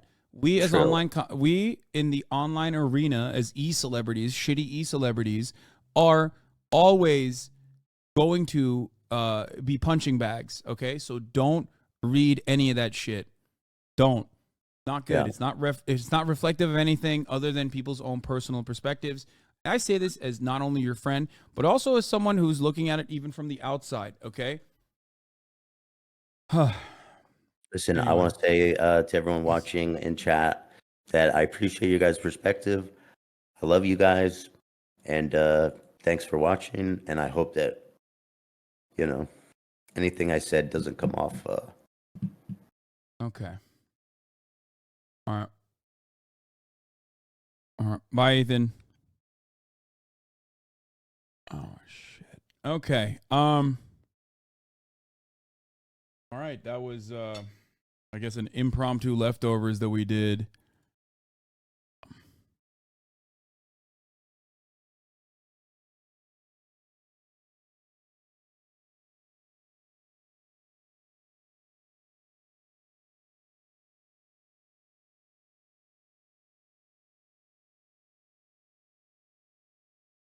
Hold on.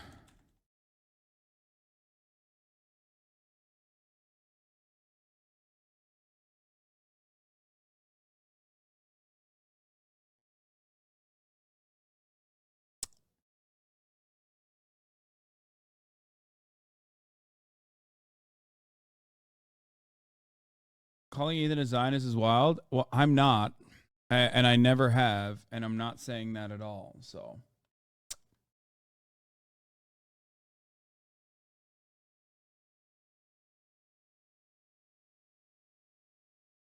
I get what he's saying. I hope he changes his perspective one day, but it can be hard to watch. Look, the problem is, the problem in the situation is that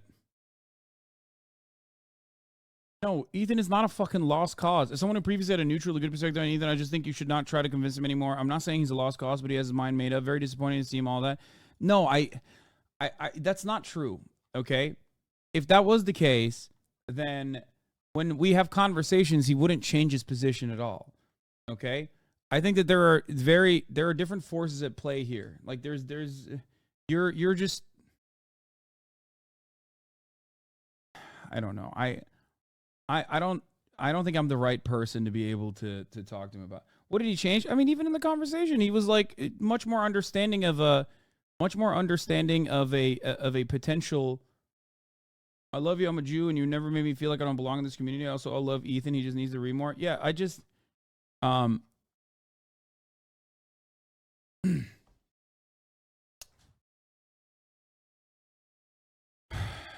get where Ethan is coming from. Because I'm also a fucking content creator online. It's impossible to fucking remove yourself out of a conversation. It's impossible to remove yourself and your own personal perception when everyone is seemingly yelling at you, especially when your overarching perspective is supposed to be in line with most of the people yelling at you and calling you fucking hurtful things. Okay? But anyone who is not interested in learning in good faith or leading by empathy would completely shut this off. They would completely fucking shut this conversation off. And there were points where Ethan was also like kind of shutting it off as well. But ultimately, he's the type of person who does the one thing that I think is the most important thing, and that is by thinking about this sort of thing critically and through an empathetic perspective, through an empathetic lens. I think too much of the community believes that trying to share the Jewish experience living in Israel is you yourself being Zionist, when it's just explaining the fact that you can't bridge the gap with Israel without contending with Zionists. I think a lot of people don't consider that because they see the broader perspective in Israel, and they think that, what is this? I wrote this tweet, the last leftovers. I really wish people would take a step back and think, put things into perspective for needlessly demonizing people. Not everyone has the informed perspective. You can't fight reactionary thinking by being reactionary back. A lot of you are acting like children. People are not perfect.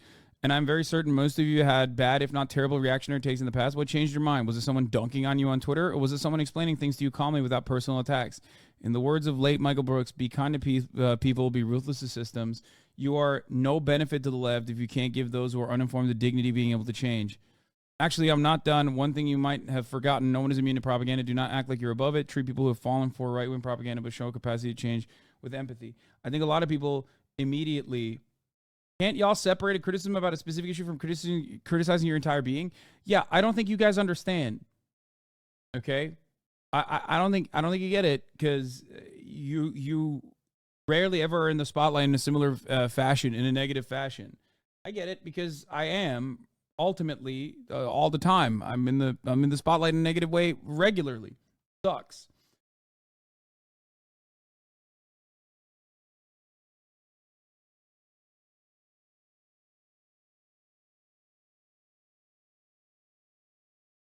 Words of the community will be displayed after this. There are 33,000 people in here. Most of us just log out after stream and live our lives. Yeah, I don't know. I think this is You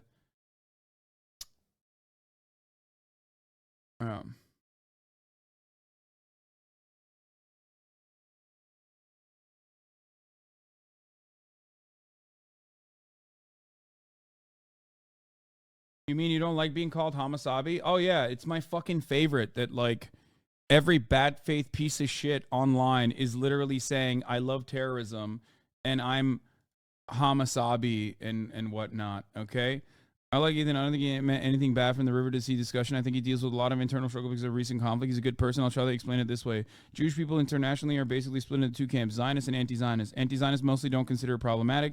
Zionists do think this is a call to genocide. Now, this is the problem. I don't think we should be listening to Jewish Zionists. Of course, I don't think you're a Zionist.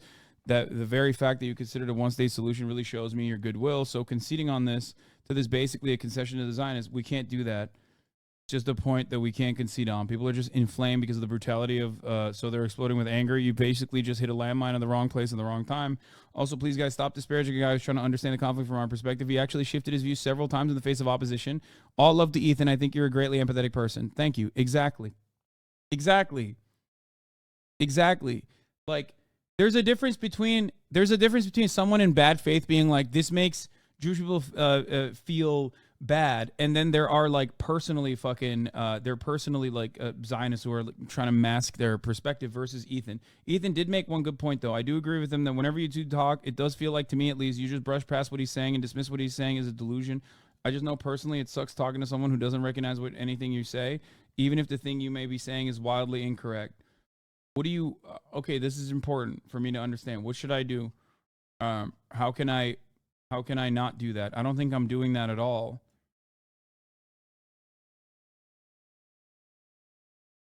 But if it comes across like that, then that's not good.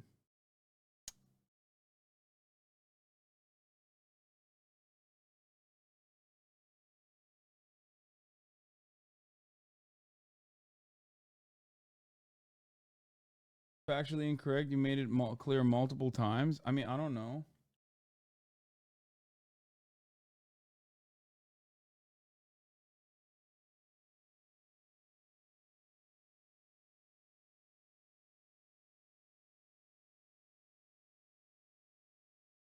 I don't.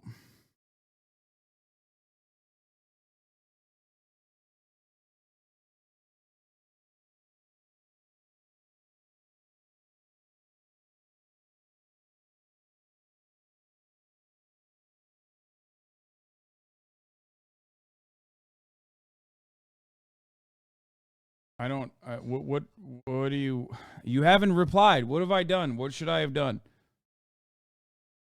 Anyway, it's because you know that Ethan's opinion on the matter is objectively incorrect. You may have the tendency to brush past it. Because of that, Ethan doesn't feel like his feelings and opinions are fully respected.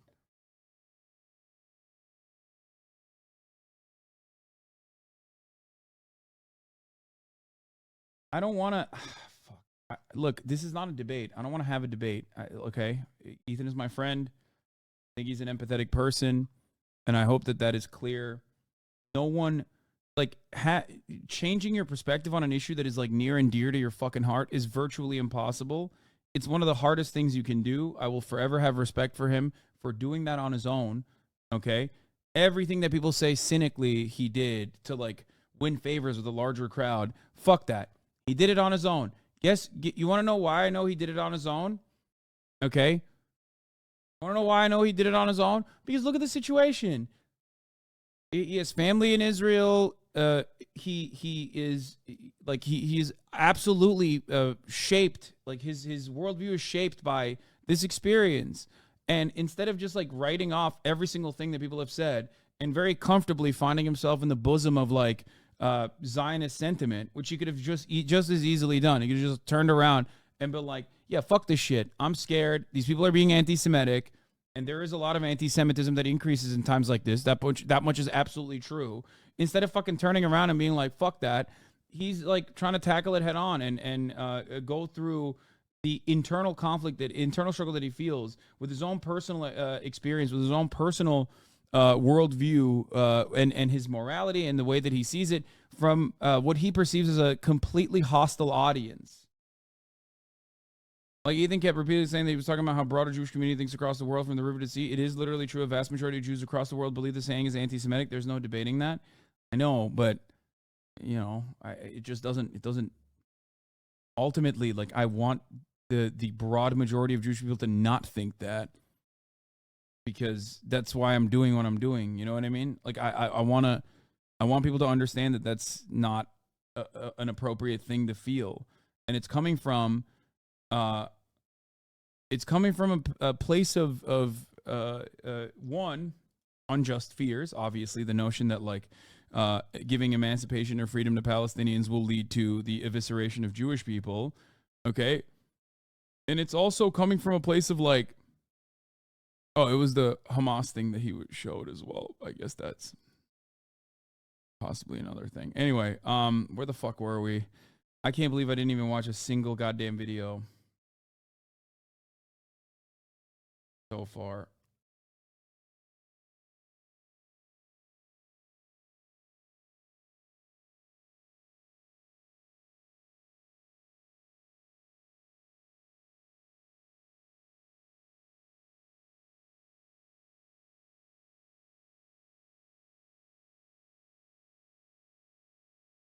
Found a video of Jews saying the phrase, by the way. Of course, you have plenty of Jews say the phrase. That's not a thing. Doesn't matter. What we've been reporting in the last half.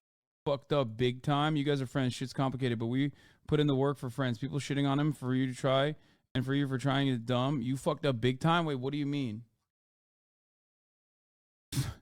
I like that this guy went from, hey, I'm understanding, you guys are friends, and this is how it works, to you fucked up big time. You put your own friendship above running the top of the hour ad break? Fuck you. Fuck you. You're a bad guy. You're a bad person.